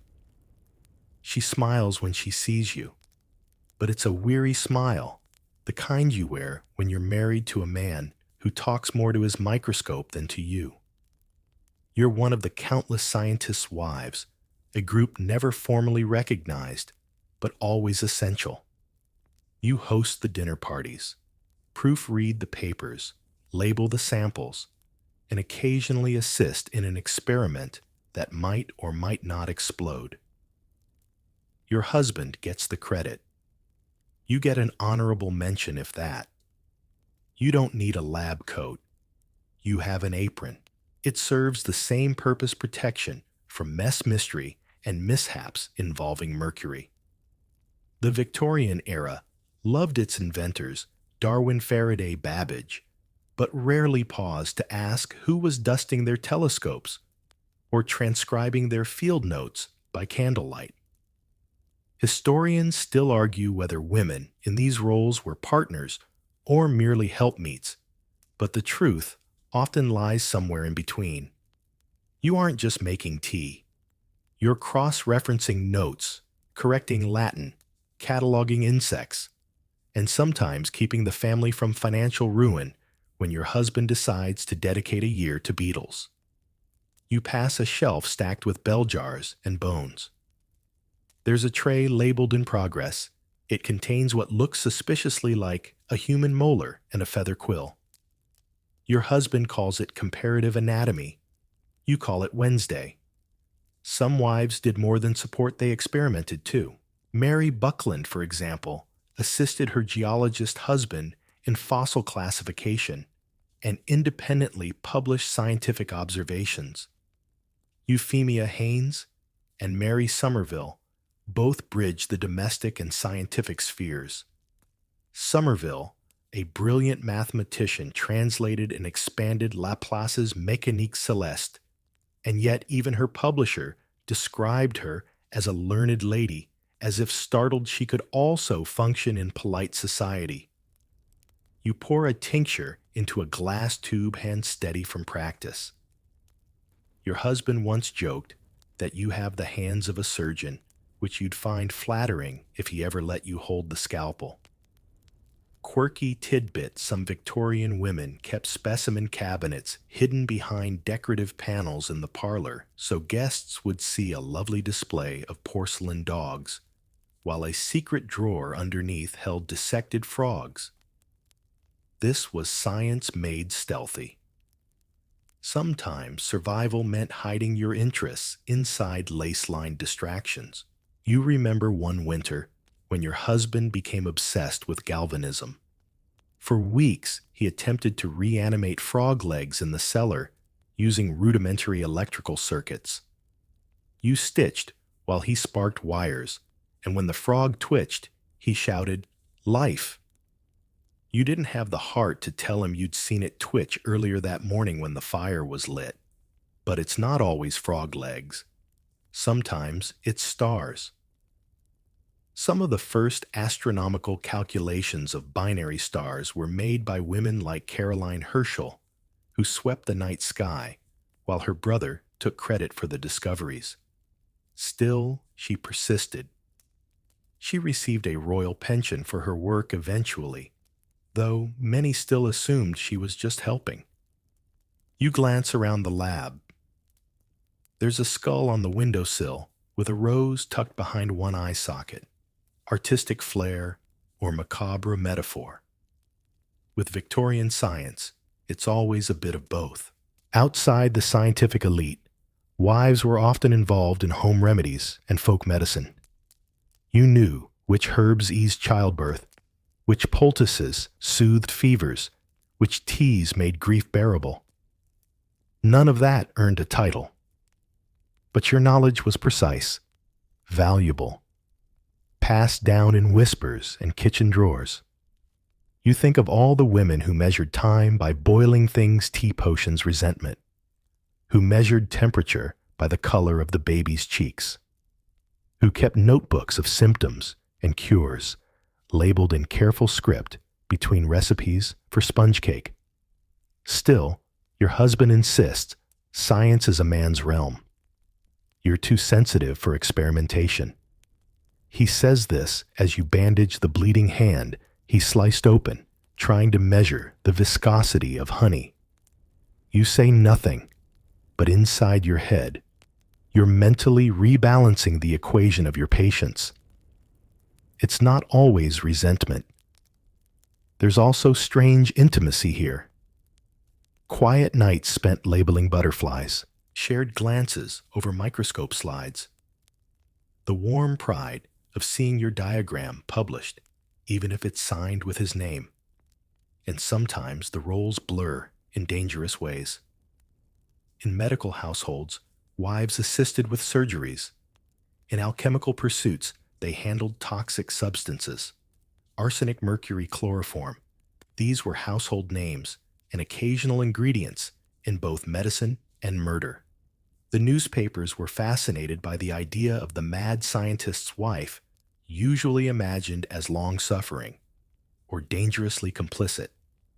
One article from 1869 described a woman who aided her husband in developing a vital elixir that reportedly cured nothing but did kill a few houseplants. No charges were filed. You tighten the lid on a jar labeled curious fungus, not deadly probably, and place it back on the shelf. Outside, the world thinks you're merely supportive. Inside, you know you're a co-conspirator in something stranger, and maybe a little brilliant. Historians rarely list your name. Biographers call you his wife, or the lady of the house. But without you, there'd be no order, no data, no peace. You return to your writing desk and jot down a few observations. No one may read them today, but maybe one day someone will find your notebooks and realize that all along, behind every great Victorian mind, there was often a woman quietly making sure the frogs stayed alive and the gas lamp stayed lit. The air is thick with lavender oil and whispers. A woman upstairs is in labor, and you're standing just outside the room pretending not to hear her moan. Down the hall, someone's boiling water. Not that anyone knows exactly what to do with it, but boiling something always feels useful. The midwife has arrived, bustling in with a bag that looks more like a sewing kit than a medical supply. You are now deep in the world of Victorian childbirth, where the miracle of life is mostly endured behind closed doors, shrouded in mystery myth and a generous helping of smelling salts. You shift uncomfortably in your shoes. No one talks openly about what's happening upstairs. It's a confinement, or her time, or the event. You don't use the word birth. That's too real, too messy, too human. In polite company, the baby simply arrives like a particularly noisy telegram. Pregnancy, for all its universality, is practically a taboo subject in your social circle. Once your belly begins to show, you're expected to vanish from view, cancel your social engagements, stop attending church, and take up quiet embroidery while everyone pretends you're just slightly tired. You become a kind of ghost in waiting. Labor itself is a gamble. You could be in for 2 hours or 2 days. You might be surrounded by supportive women, or alone with a maid and a clergyman. Pain relief. That depends. Queen Victoria famously used chloroform during the birth of her 8th child, igniting a fierce moral debate. Some praised her for endorsing a modern, merciful option. Others clutched their pearls and muttered that pain in childbirth was a biblical punishment. Historians still argue whether her choice truly liberated women or merely scandalized the right people. The woman upstairs cries out again, a long guttural sound. The midwife reassures her in a low voice, patting her wrist and offering sips of water. You know, she's done this dozens, maybe hundreds of times. Her hands are steady, her tone unshakable. No diploma, just grit and practice. There's a doctor waiting downstairs. He'll come up only if things go wrong. Many Victorian physicians were suspicious of midwives, seeing them as unscientific or outdated. And yet, ironically, some of those same doctors insisted on bloodletting and still refused to wash their hands regularly. Germ theory didn't gain full traction until the late 1800s, and even then, some dismissed it as French hysteria. The irony isn't lost on you. Quirky tidbit: some households kept a lying-in chair, a sort of early birthing seat, often padded and placed near a fireplace. Women would labor upright while being supported by other women behind them. After the birth, the mother would lie in for a month recovering in bed, while others managed the household. It sounds restful, but often came with social isolation and awkward visits from relatives who wanted to coo, but not help. Birth wasn't the end of the danger. It was just the start. Puerperal fever, also known as childbed fever, claimed thousands of women. It was spread by doctors and nurses who went from patient to patient without disinfecting their hands or instruments. No one connected the dots quickly enough. Ignaz Semmelweis, a Hungarian physician, proposed hand-washing in the 1840s, but was ridiculed. It would take decades and mountains of preventable deaths before the medical community caught on. You glance at the nursery room already prepared.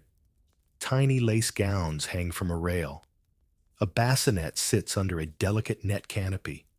Everything is cream-colored and embroidered with forget-me-nots. You try not to think about the mortality rate for infants, or mothers, or both. In lower-class homes, the scene is different. The woman gives birth on a straw mattress surrounded by neighbors, or maybe no one at all.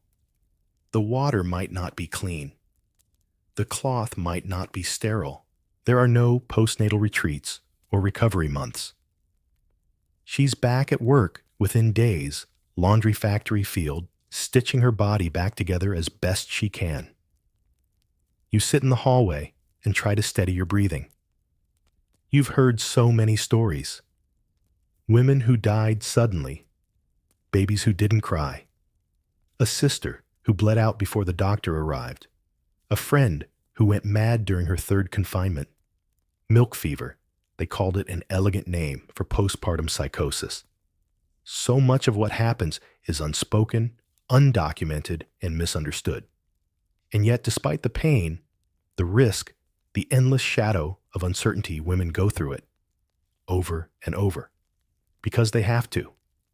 Because they want to. Because it's expected. Because choice is still a luxury. Sometimes you wonder if childbirth makes a woman stronger, or just more invisible. After the baby arrives, the focus shifts. Everyone wants to see the child. The mother fades into the background. Her body drained her mind.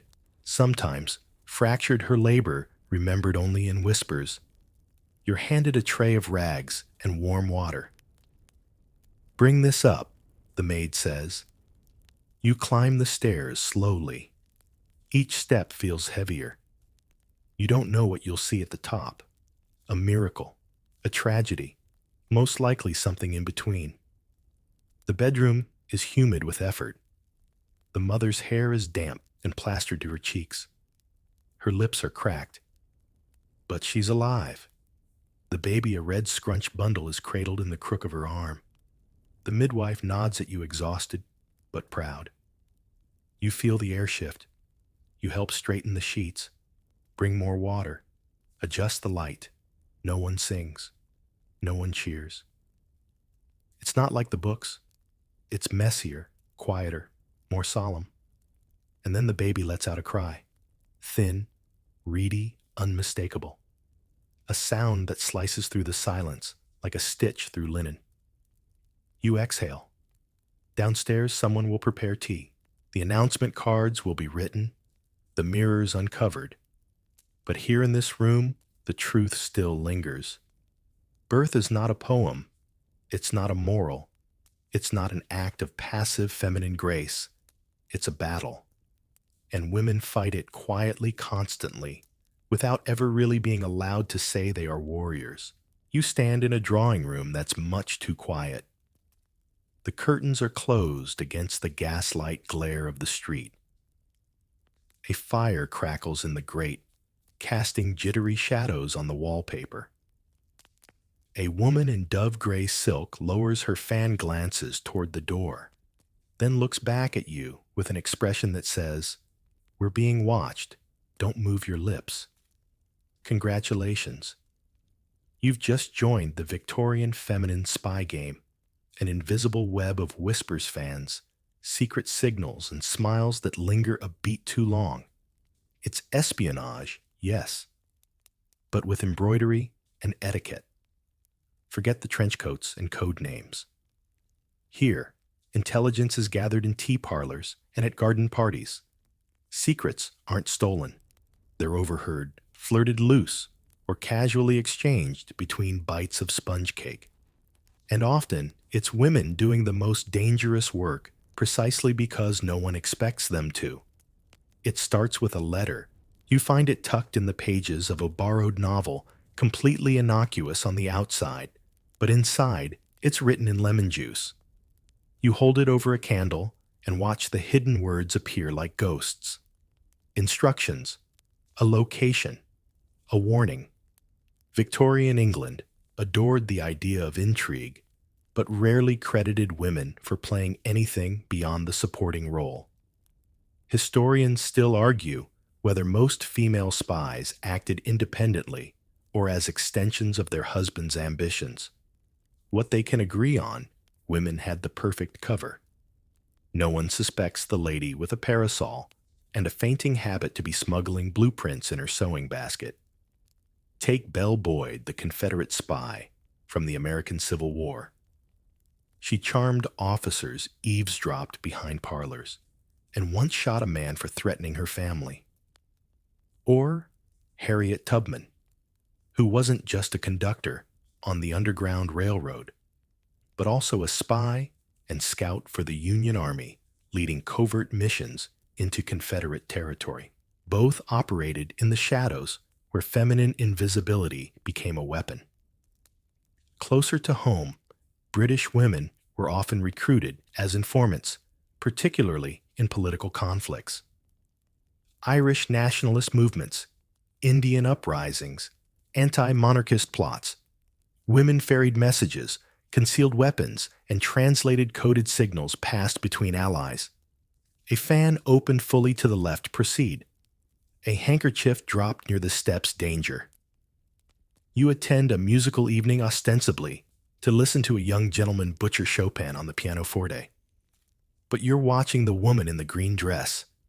She's pretending to adjust her gloves, but her fingers tap out a message Morse code barely perceptible. Your pulse quickens. You adjust your earring, the agreed-upon signal. She nods, and the game continues. Quirky tidbit. During the Crimean War, nurses under Florence Nightingale weren't just healing soldiers. They were often tracking troop movements, relaying intelligence, and occasionally diverting supplies. Not all of it was official. Some of it was instinct justice or quiet rebellion. You receive your next assignment at a charity luncheon delivered via sugar packet. You're to pass information about a suspected smuggler to a contact posing as a seamstress. The message is hidden inside a button. You unpick it with a hairpin that's been sharpened at the tip, fold the note inside your glove, and offer your most innocent smile as you leave the room. It's not all coded letters and whispered conversations. Sometimes it's about listening. You're at a dinner party, seated beside a pompous colonel who insists on talking about troop logistics while sipping brandy. You nod and make the appropriate noises while mentally filing away every detail. He never suspects that your eyes, while politely lowered, are memorizing his maps. There's a reason you're good at this. You've spent your whole life being told to listen, observe, and not speak too much. You've practiced discretion since you could walk. You've been trained in the art of silence, now it's your strength. Of course there's danger. If you're caught, no one will treat you like a gentleman's spy. You'll be labeled immoral, mad, dangerous, maybe even hysterical. If you're lucky, you'll be dismissed as delusional. If you're not, you'll be tried exiled, or worse, erased from the record entirely. And still you do it. Because something in you craves the game, the thrill of being underestimated, the joy of turning femininity into a disguise so complete it becomes freedom.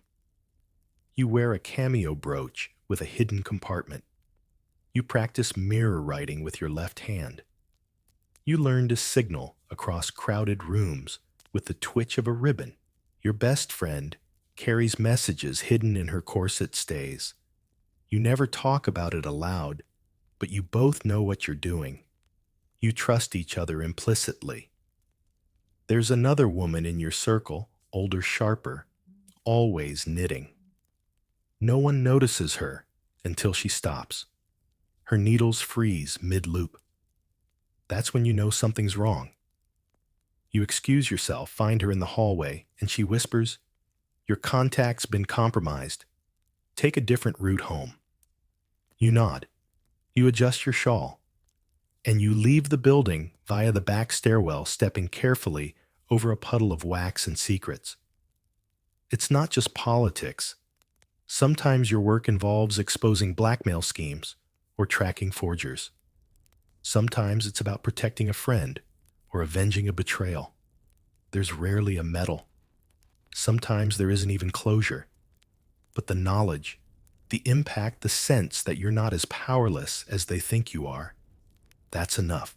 You return home late, your gloves slightly dusty, and your heart still racing. You tuck a scrap of paper into the hollow behind a loose brick in the fireplace. You sit by the fire, embroidering a handkerchief that contains no message at all, just for the rhythm. Just to feel normal for a while. You wonder if you'll ever tell anyone what you've done. You probably won't. That's the thing about this kind of espionage.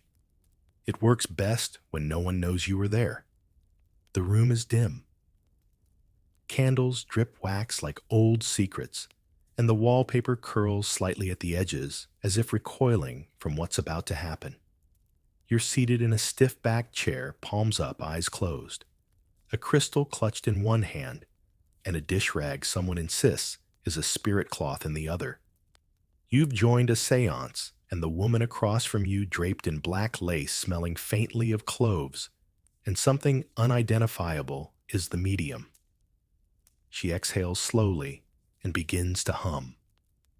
Welcome to the Victorian obsession with spiritualism, where the dead speak, the tables knock, And women, yes, women hold all the power. Mediumship offered something revolutionary, a chance for women to lead, to speak, to be loud, emotional, even bizarre, and not be silenced but sought after. In a world that prized feminine quietness, the seance table became a spotlight. You blink one eye open. The medium is swaying slightly, eyes rolled back, voice suddenly pitched, like a violin left too close to a fire. She says she is channeling a gentleman in a top hat named Edgar. Of course she is. It sounds absurd, and yet you lean in. Because for many people, especially grieving women, spiritualism wasn't just spectacle. It was comfort. After the carnage of war's plagues and the heartbreak of high infant mortality, speaking to the dead didn't seem so irrational. It felt necessary. Historians still argue whether most mediums were true believers, clever con artists, or something in between. Some claimed genuine experiences, visions, voices uncontrollable trances. Others used sleight of hand trapdoors, ventriloquism, and the occasional well-placed magnet to summon the beyond. But whether real or faked, the key point is this: the medium was usually a woman. And not just a woman, but a woman being listened to, admired, paid, respected at least for the hour. That alone was rare. You glance at the corner of the room where the spirit cabinet sits, a curtained-off nook where the medium will later vanish, only to return minutes later with a ghostly veil, or maybe ectoplasm, trailing from her mouth like invisible soup noodles. Quirky tidbit ectoplasm, supposedly a physical manifestation of spiritual energy, was often just cheesecloth, hidden in the mouth or sleeves, and dramatically pulled out in low lighting. In one case, a materialized spirit was later found to be a papier-mâché mask attached to a broom handle. That didn't stop guests from gasping. Still, seances weren't all charades. For many Victorian women, mediumship provided a rare path to independence. Women like Emma Hardinge, Britton Florence Cook, and Mina Crandon became famous for their supposed powers. They toured the country, held public seances, and in some cases made very decent money. They were celebrities, mystics, rebels, and often incredibly smart showwomen. In one sense, spiritualism was the great social equalizer. It transcended class and gender. A duchess might sit beside a laundress in a seance circle, both clutching handkerchiefs and staring at flickering candles. Death didn't care about titles after all, and neither apparently did the spirits. Back in the room, the medium gasps. Her body stiffens. A series of knocks echo across the table, one knock for yes, two for no. Someone asks if Uncle Theodore is at peace. One knock. The room exhales collectively. You can't help but admire the choreography of it all. The timing, the suggestion, the ritual, the power of belief. And belief mattered. The Victorians lived in an age of staggering contradiction. Science was exploding, yet so was superstition. You could attend a lecture on electricity in the morning and a seance at night. The same person who advocated for vaccinations might also believe in phrenology and fairy photography. It was a time of what-ifs. What if spirits were real? What if women could channel the divine? What if a girl in a parlor knew more about the afterlife than all the bishops in London? Even skeptics got involved. Sir Arthur Conan Doyle, the man who gave the world Sherlock Holmes, champion of logic and deduction, was a passionate spiritualist. He attended seances, supported mediums, and even defended two girls who claimed to have photographed fairies. Sherlock would have been appalled. You shift in your seat as the table begins to rock gently. No one is touching it, at least not obviously. The medium's voice deepens unnaturally. The flame flickers. A bell jingles faintly in a shadowed corner. Your heart beats faster, not because you believe, but because the room is charged with something you can't quite name. Not all seances were intimate. Some were theatrical, staged in grand halls with curtains, smoke, and admission fees. In these shows, mediums materialized spirits, levitated objects, and allowed the dead to write messages on slates. Some skeptics infiltrated these events, exposing frauds. Others strangely left convinced. And sometimes, seances were deeply personal. Quiet affairs among grieving mothers, widows' sisters, each desperate to hear one more word from someone lost. To these women, the seance wasn't a performance. It was communion. You wonder about the woman across from you now. The medium. Is she faking it? Is she moved by grief herself? Is she an opportunist or a believer? Maybe all of the above. Because that's the truth of Victorian spiritualism. It was never just about ghosts. It was about agency, about having a voice, even one channeled through the veil. For a time, spiritualism even intersected with the women's rights movement. Mediums spoke about justice, equality, education messages supposedly passed from progressive spirits on the other side.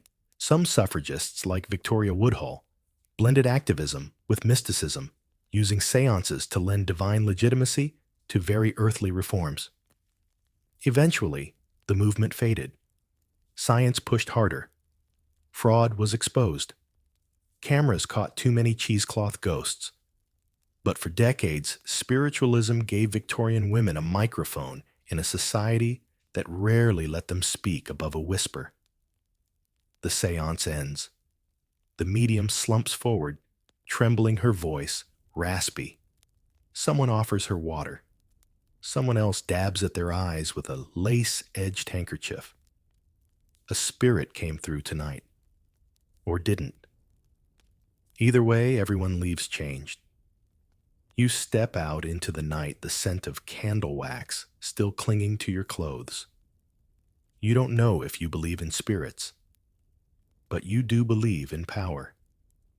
And tonight, in that dark little room, you saw it woven into whispers, anchored in candlelight, and held firmly in the hands of a woman who dared to be heard. You're in the middle of a crowded drawing room, balancing a teacup and your dignity with equal care when you feel it coming on the swirl of emotion, the tension, the faint tingling in your spine that tells you now is the moment. You flutter one hand to your forehead, inhale just a little too sharply, and gracefully, deliberately, you collapse onto the nearest fainting couch.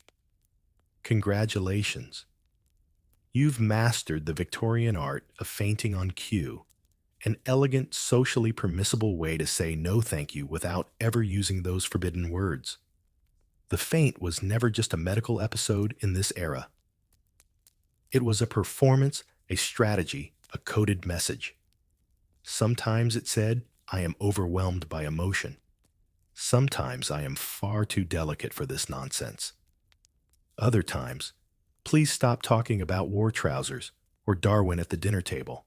Fainting became an expected part of womanhood, so much so that every home worth its antimacassars had at least one fainting couch, those elegant backless divans made for collapsing stylishly while still being admired for one's bone structure. It was in many ways the Victorian version of logging off dramatically. But how real were these fainting spells? That's where things get delightfully fuzzy. Historians still argue whether women truly lost consciousness regularly due to medical causes like tight corsets and poor circulation, or if fainting became a culturally learned behavior, an emotional habit, a useful get-out-of-everything card that also reinforced femininity. It makes sense, really. In a world where women weren't allowed to express anger, shout, or object too openly, fainting offered a release valve.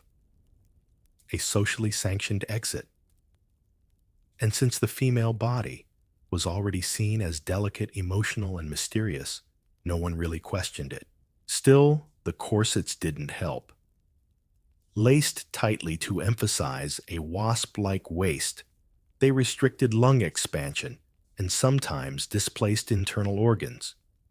You'd be surprised how faint you might feel with your ribs pressing into your liver just so your silhouette looks appropriately swan-like.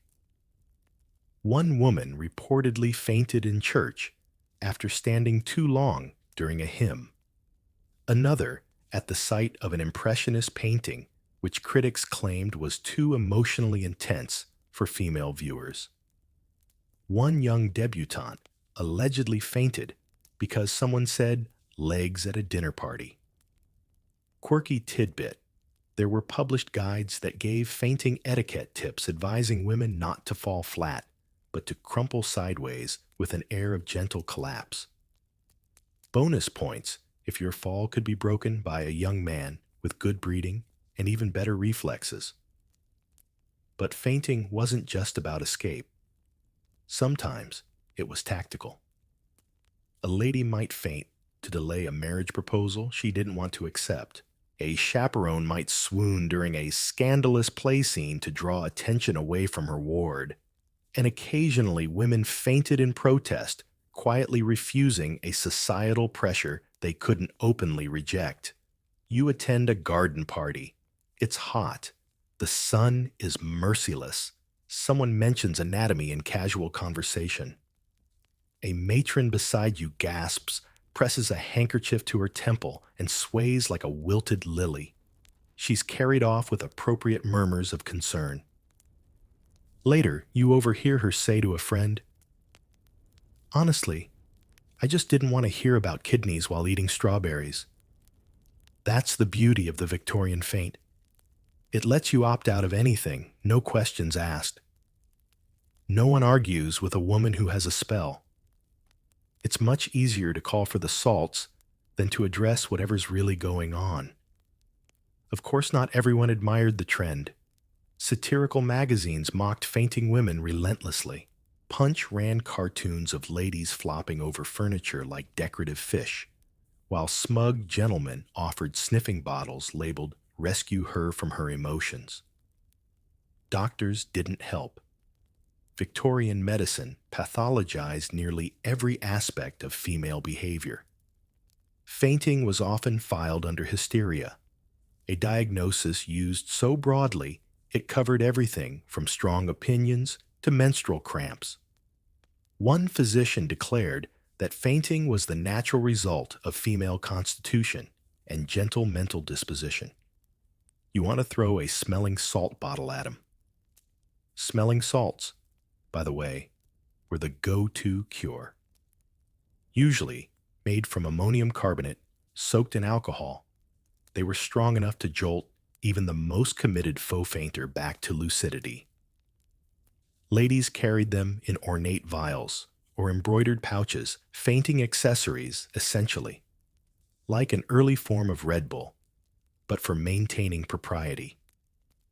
There was a strange satisfaction in seeing men scramble when a woman collapsed. They would leap up, shout for assistance, fan her with dinner menus, and awkwardly loosen her bodice with much supervision, of course. It gave women for once control of the narrative, even if they were horizontal. You remember your aunt's tale of a woman who fainted 3 times at her own engagement party each time the groom spoke. She eventually recovered just long enough to accept the ring, then fainted once more for good measure. It worked. He backed out the next day. Fainting, in essence, became a language, one that communicated resistance, discomfort, even rebellion disguised as fragility. It was a way of saying, "This is too much, I do not agree," or "You have got to be kidding me," without ever raising your voice. And then, just as easily, you could recover, with a sigh, a flutter of lashes, a slow return to the upright world. Applause not required, but quietly appreciated. You rise now gracefully, of course. Your head tilts just enough to suggest you are very slightly unwell. Someone brings you a glass of water. Another offers to escort you to a quieter room. You smile politely, drink the water, and pretend not to notice how everyone is watching you just a little more closely. You have said nothing, but you have made your point. And tomorrow, if the world presses too hard again, you'll remember exactly how to fall. You stir your tea, gently watching the sugar swirl into a little whirlpool of innocence. Across the parlor, a group of women chat about the latest social calls, the price of hair pomade, and how Lady Halberton's maid swears she saw her ghost in the conservatory. It's a perfectly ordinary afternoon, except for the whisper running just beneath it. Someone in this very neighborhood might be a poisoner. Not a highwayman, not a brute. A lady, in silk gloves, with perfect posture. Because in Victorian society, when women broke bad, they didn't charge in with pistols, they chose teaspoons. And lace, and arsenic. You don't speak of such things too loudly, of course. Poison is a topic for hushed drawing room corners and late-night confidences. But everyone knows the stories. The widow, whose third husband died oddly pale. The governess, who brewed her own tonics. The cook, with a curious understanding of rat poison and cherry cordial. Poison was the preferred tool for women who needed to take control in a world that gave them none. Quiet, subtle, and easy to acquire. Arsenic could be bought over the counter, ostensibly for killing rats or polishing mirrors. You didn't need a license, just a smile and the right accent.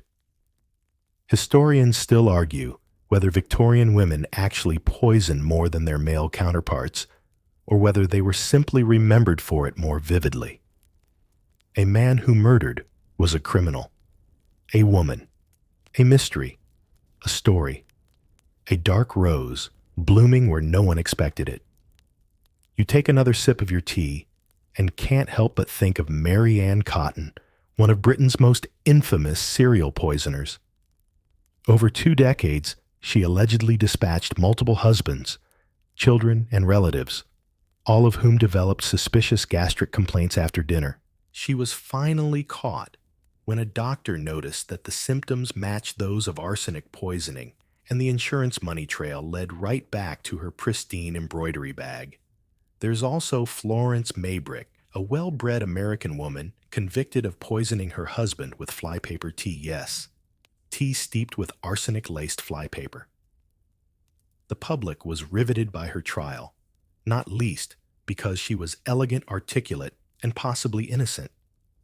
Her case became a cause célèbre, dividing newspapers and tea circles alike. Some insisted she was framed. Others were sure she hid her guilt beneath ruffles and roses. You glance down at your teacup, now empty. A maid enters the room to collect it. You hand it over with a demure smile, pretending not to notice how everyone suddenly stops talking as the porcelain clinks. Victorian fiction loved the idea of the lady killer. She was beautiful, quiet, and lethal. Think of Lady Audley's Secret, or Wilkie Collins, The Law and the Lady.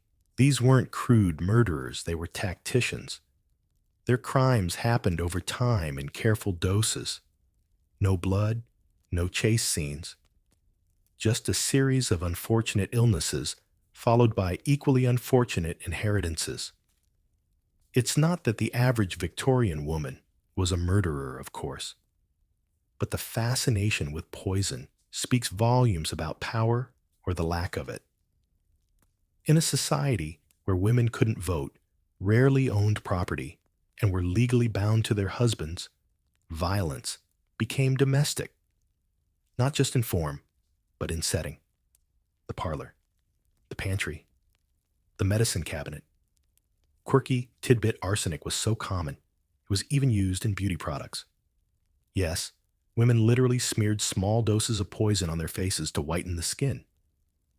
Arsenic-laced wafers promised a porcelain complexion, and no one seemed overly concerned about the side effects, which included death. At some point, you begin to wonder whether Victorian beauty standards were just slow poisoning with better branding.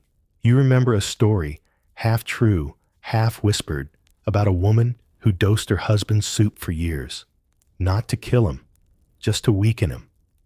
He'd fall ill for days, and in those windows, she ran the household, paid bills, made decisions, lived. It wasn't murder. It was maneuvering. That said, not all poisoners were subtle. Some were angry, desperate. Some were caught, tried, and hung. Others vanished into anonymity. A few married again, quietly, and never stirred a suspicious cup of tea again. And what about the women who didn't poison, but were accused of it?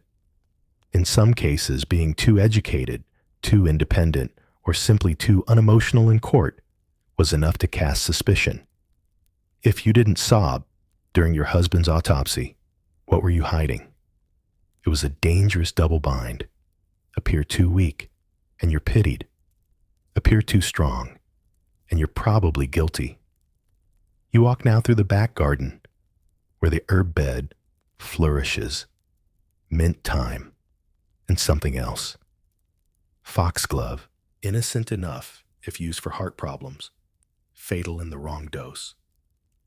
You think of how many women tended gardens like this, learned from mothers and midwives, gathered knowledge not written in books, knowledge that could heal or harm. In the kitchen, the maid is humming softly. She adds spices to a stew. You smell nutmeg, maybe a touch of cinnamon. You also smell bitter almonds. For a moment, then it's gone. Probably nothing. Probably. Still, your thoughts drift toward all the reasons a woman might reach for a bottle behind the tea tins. A violent husband, an unwanted pregnancy, a greedy brother-in-law, a life stretched thin with no control and no choices. You're not condoning it. You're just understanding it. Because the truth is, in the carefully curated world of Victorian femininity, where every corset is tight and every smile must be timed, some women found power where they could, even if it came by the drop, even if it had to be hidden in teaspoons and perfume bottles and Sunday stew. You turn back toward the house. The sun has started to set. The air cools. A fresh pot of tea is waiting, its steam rising like a question mark. You take your cup. You stir slowly. And this time, you don't drink until someone else does first. Glass crunches under your boots. The sound is sharp, musical, a little thrilling. You glance around the dim London street, watching gaslight flicker off shards of a department store window. Behind you, the silhouette of another woman vanishes into an alley, her skirt catching on a lamppost as she disappears. Your gloved hands are still shaking, not with fear, but with adrenaline. You've just broken a window in the name of suffrage. And no, it's not very ladylike. Welcome to the last decade of the Victorian era, edging into the early 20th century, a time when the women who'd embroidered politely poured tea reverently and whispered their opinions behind fans had finally had enough. Now they are marching, chanting, smashing, and yes, sometimes getting arrested. The suffragette movement was born not from a sudden change in thinking, but from centuries of being told, not yet. Women had been asking for the vote for decades, gently, reasonably writing letters, signing petitions, and getting patted on the head by Parliament. Then came the moment when the gloves came off. Literally. The Women's Social and Political Union, WSPU, was founded in 1903 by Emmeline Pankhurst and her daughters, and their motto was simple: deeds, not words. They were no longer asking nicely. They were demanding. You join them now, corset still, tight hair, still pinned, but eyes blazing. Historians still argue whether these radical tactics helped or hurt the cause. But one thing is clear, they got results. They made headlines. They made Parliament uncomfortable. And that finally made change seem possible. Tonight your target was a post office window, not a person. Never that. The suffragettes were careful to target symbols, not civilians. Government buildings. Department stores owned by anti-suffrage donors. Politicians' homes, just the windows, though one woman did sneak into the Prime Minister's garden and slap him with a petition. You think back to the quiet beginnings. The drawing room suffragists sipping tea while drafting pamphlets. The well-behaved women who wore white sashes and handed out leaflets at train stations. They still exist, of course. But now, they're standing beside women like you, angrier, louder, willing to make a scene. You remember your first march. Thousands of women in long skirts boots, crunching on gravel banners raised high. Some wore sashes of green, white, and purple, the suffragette colors. Others carried signs declaring, "Votes for women, or we are not children." There were jeers from the crowd. Some men threw cabbage. One tried to trip a marcher with his cane, but the line didn't break. You passed a police officer. He watched with cold amusement. You smiled at him not because you felt safe, but because you refused to be scared. The suffragettes weren't all young or poor or radical. They came from every class. Some were factory girls, tired of working 16-hour days with no say in their future. Some were aristocrats using their wealth to fund the movement. Some were widows. Many were mothers. All of them had had enough. You hear about a friend, arrested last week, for chaining herself to the gates of Parliament. She was dragged away, still shouting. In prison, she joined others on hunger strike, refusing food in protest. The government responded with force-feeding an excruciating and dangerous procedure involving tubes forced into the nose or throat. The press was divided. Some called the women martyrs. Others called them lunatics. Quirky tidbit, in response to growing public sympathy, the government introduced the Cat and Mouse Act in 1913. It allowed hunger-striking suffragettes to be temporarily released when they became weak, only to be rearrested once they recovered. Women joked bitterly about being treated like sick pets. They still refused to eat. You pull your coat tighter. It's late, and the city is finally quiet again. But your heart is still racing. Not just from what you did tonight, but from the enormity of it all. You're not just fighting for yourself. You're fighting for your mother who still believes nice girls don't get political. For your little sister, who will grow up in a world where women are slowly becoming impossible to ignore. Even Queen Victoria, for all her contradictions, had once called women's rights a mad, wicked folly. But now, her own portrait is carried in protest, repurposed, reimagined. Not as an emblem of obedience, but as a symbol of what women can become when they refuse to sit quietly. You step into a safe house, a modest flat above a tobacconist's shop, where the curtains are always drawn, and the fireplace never quite works. Inside, a kettle steams.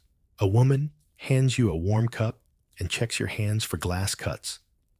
Another one begins to write down what happened tonight. Every window smashed, every arrest dodged. You take off your gloves. Your fingers are trembling. But when she asks, "Would you do it again?" you don't hesitate. Yes. Because this movement isn't just about votes. It's about voice, autonomy, the right to shape your own life instead of being shaped by someone else's idea of what a woman should be. You look around the room. There's a lawyer in the corner wrapping her scarf, a shop girl brushing dust from her sleeves, a retired schoolmistress adjusting her hairnet. None of them look especially dangerous. And yet, here they are, quietly changing the world. The vote won't come tomorrow, or next week, but the tide is turning. And when it does, they'll call you heroes, or troublemakers, or both. But they will never again call you invisible. The lace itches at your collar, and your boots pinch, but you don't move. You're standing still, very still, on a windy hillside, at the edge of a village that's already forgotten your name. Behind you lies a winding trail of all the roles you've played, angel of the parlor rebel, and Crinoline's ghost at a seance ghostwriter in your husband's study. Each mask has left a mark, a pressure, a scar. And now you're wondering what it all adds up to. Because this is the end of our journey through bonnets, through scandals, through all the strange roles women played in Victorian society. And what you're left with isn't just a sense of history. It's the feeling that these women corseted, coded, and constantly underestimated shaped more than they were ever allowed to claim. You pull your shawl tighter as the wind picks up. It smells like chimney smoke, dried roses, and old ink. You remember the drawing rooms and the textile mills, the governesses and ghost hunters, the poisoners and protesters. You remember the soft clatter of teacups beside broken dreams and unfinished novels. What defined these women wasn't one role or even one contradiction. It was the performance of being allowable, of surviving inside a system that both idolized and imprisoned them. Historians still argue whether the Victorian woman was truly powerless or just incredibly good at hiding her resistance inside her routines. The truth, of course, is somewhere in the middle, just like her. You think of the silent labor, the women who wrote their brothers' papers, ran their husbands' labs, raised empires behind nursery doors. You think of the ones who slipped through the cracks, whose names don't appear in footnotes, but whose lives carved out the stage for modern womanhood to enter. Quirky fact, some Victorian women were buried with books instead of flowers, favorite poems, diaries, sometimes even letters they never mailed, little pieces of their real selves tucked into the folds of eternity, like leaving behind a whisper. The strangest part of all, so much of what they lived still echoes now. We've traded corsets for spandex etiquette books for social feeds, but the game of managing expectation hasn't vanished. It's just rebranded. You're still told to be smart, but not intimidating. Beautiful, but not threatening. Confident, but not loud. Just like her. Still walking the tightrope. You think of the labels mad, modest, moral, monstrous. How they were flipped and weaponized. How a woman could be admired in one room and ruined in the next. How a feint, a fan, or a rumor could change her fate. And yet she kept walking. That's what ties them together, not the tea or the mourning veils or the arsenic drops, but the persistence, the quiet, devastating refusal to vanish, even when the world tried to make her a whisper. So here you are now, standing where she once stood, looking at the same sky maybe, asking the same questions. What will they call me when I'm gone? Will they know I knew more than I said? Will they find the traces I left behind? You take one step forward, soft measured, not out of fear, but out of reverence, because you carry her stories now. Not just the well-known ones, but the strange ones, the half-told ones, the ones in lace and iron. You carry the woman who fainted to escape, and the one who kicked in a window, the one who read Latin in secret, and the one who stirred tea with a trembling hand. You're not just remembering them, you're walking with them. And the air gets warmer, the sky lighter. The weight of their roles lifts not all the way, but enough to breathe. You keep walking. You don't need permission. You've already got the map. And now, here we are at the edge of that long, shadowy corridor where history meets hush. You've wandered through rooms where women embroidered their boredom into linens, where they drifted into seances, where they fainted like flowers and fought like fire underneath. And though the bustle skirts and candlelight have faded, their quiet rebellions linger like the scent of lavender on old letters. Let your breath soften now. No more factories humming in your ears. No more whispers from locked doors. The tea has cooled. The ghosts are at rest. Close your eyes and picture one of them, maybe the governess with ink on her fingers, or the widow who wore her sorrow like a badge of honor. Maybe the girl who smuggled a map in her corset, or the woman who pressed a forbidden thought between the pages of her cookbook. See her there, just for a moment. Not in the glare of a history book, but in the low golden light of a memory gently kept. Let it settle. The world will spin again tomorrow. It always does. But tonight, you've seen behind the curtains between the lines. You've felt what they carried, heard what they couldn't say. So sleep now. You're safe. The protest signs are down. The corset is unfastened. The ghosts are no longer waiting to speak, they've been heard. And you strange little traveler of time and tea leaves have done something rare. You remembered her, and now she'll remember you.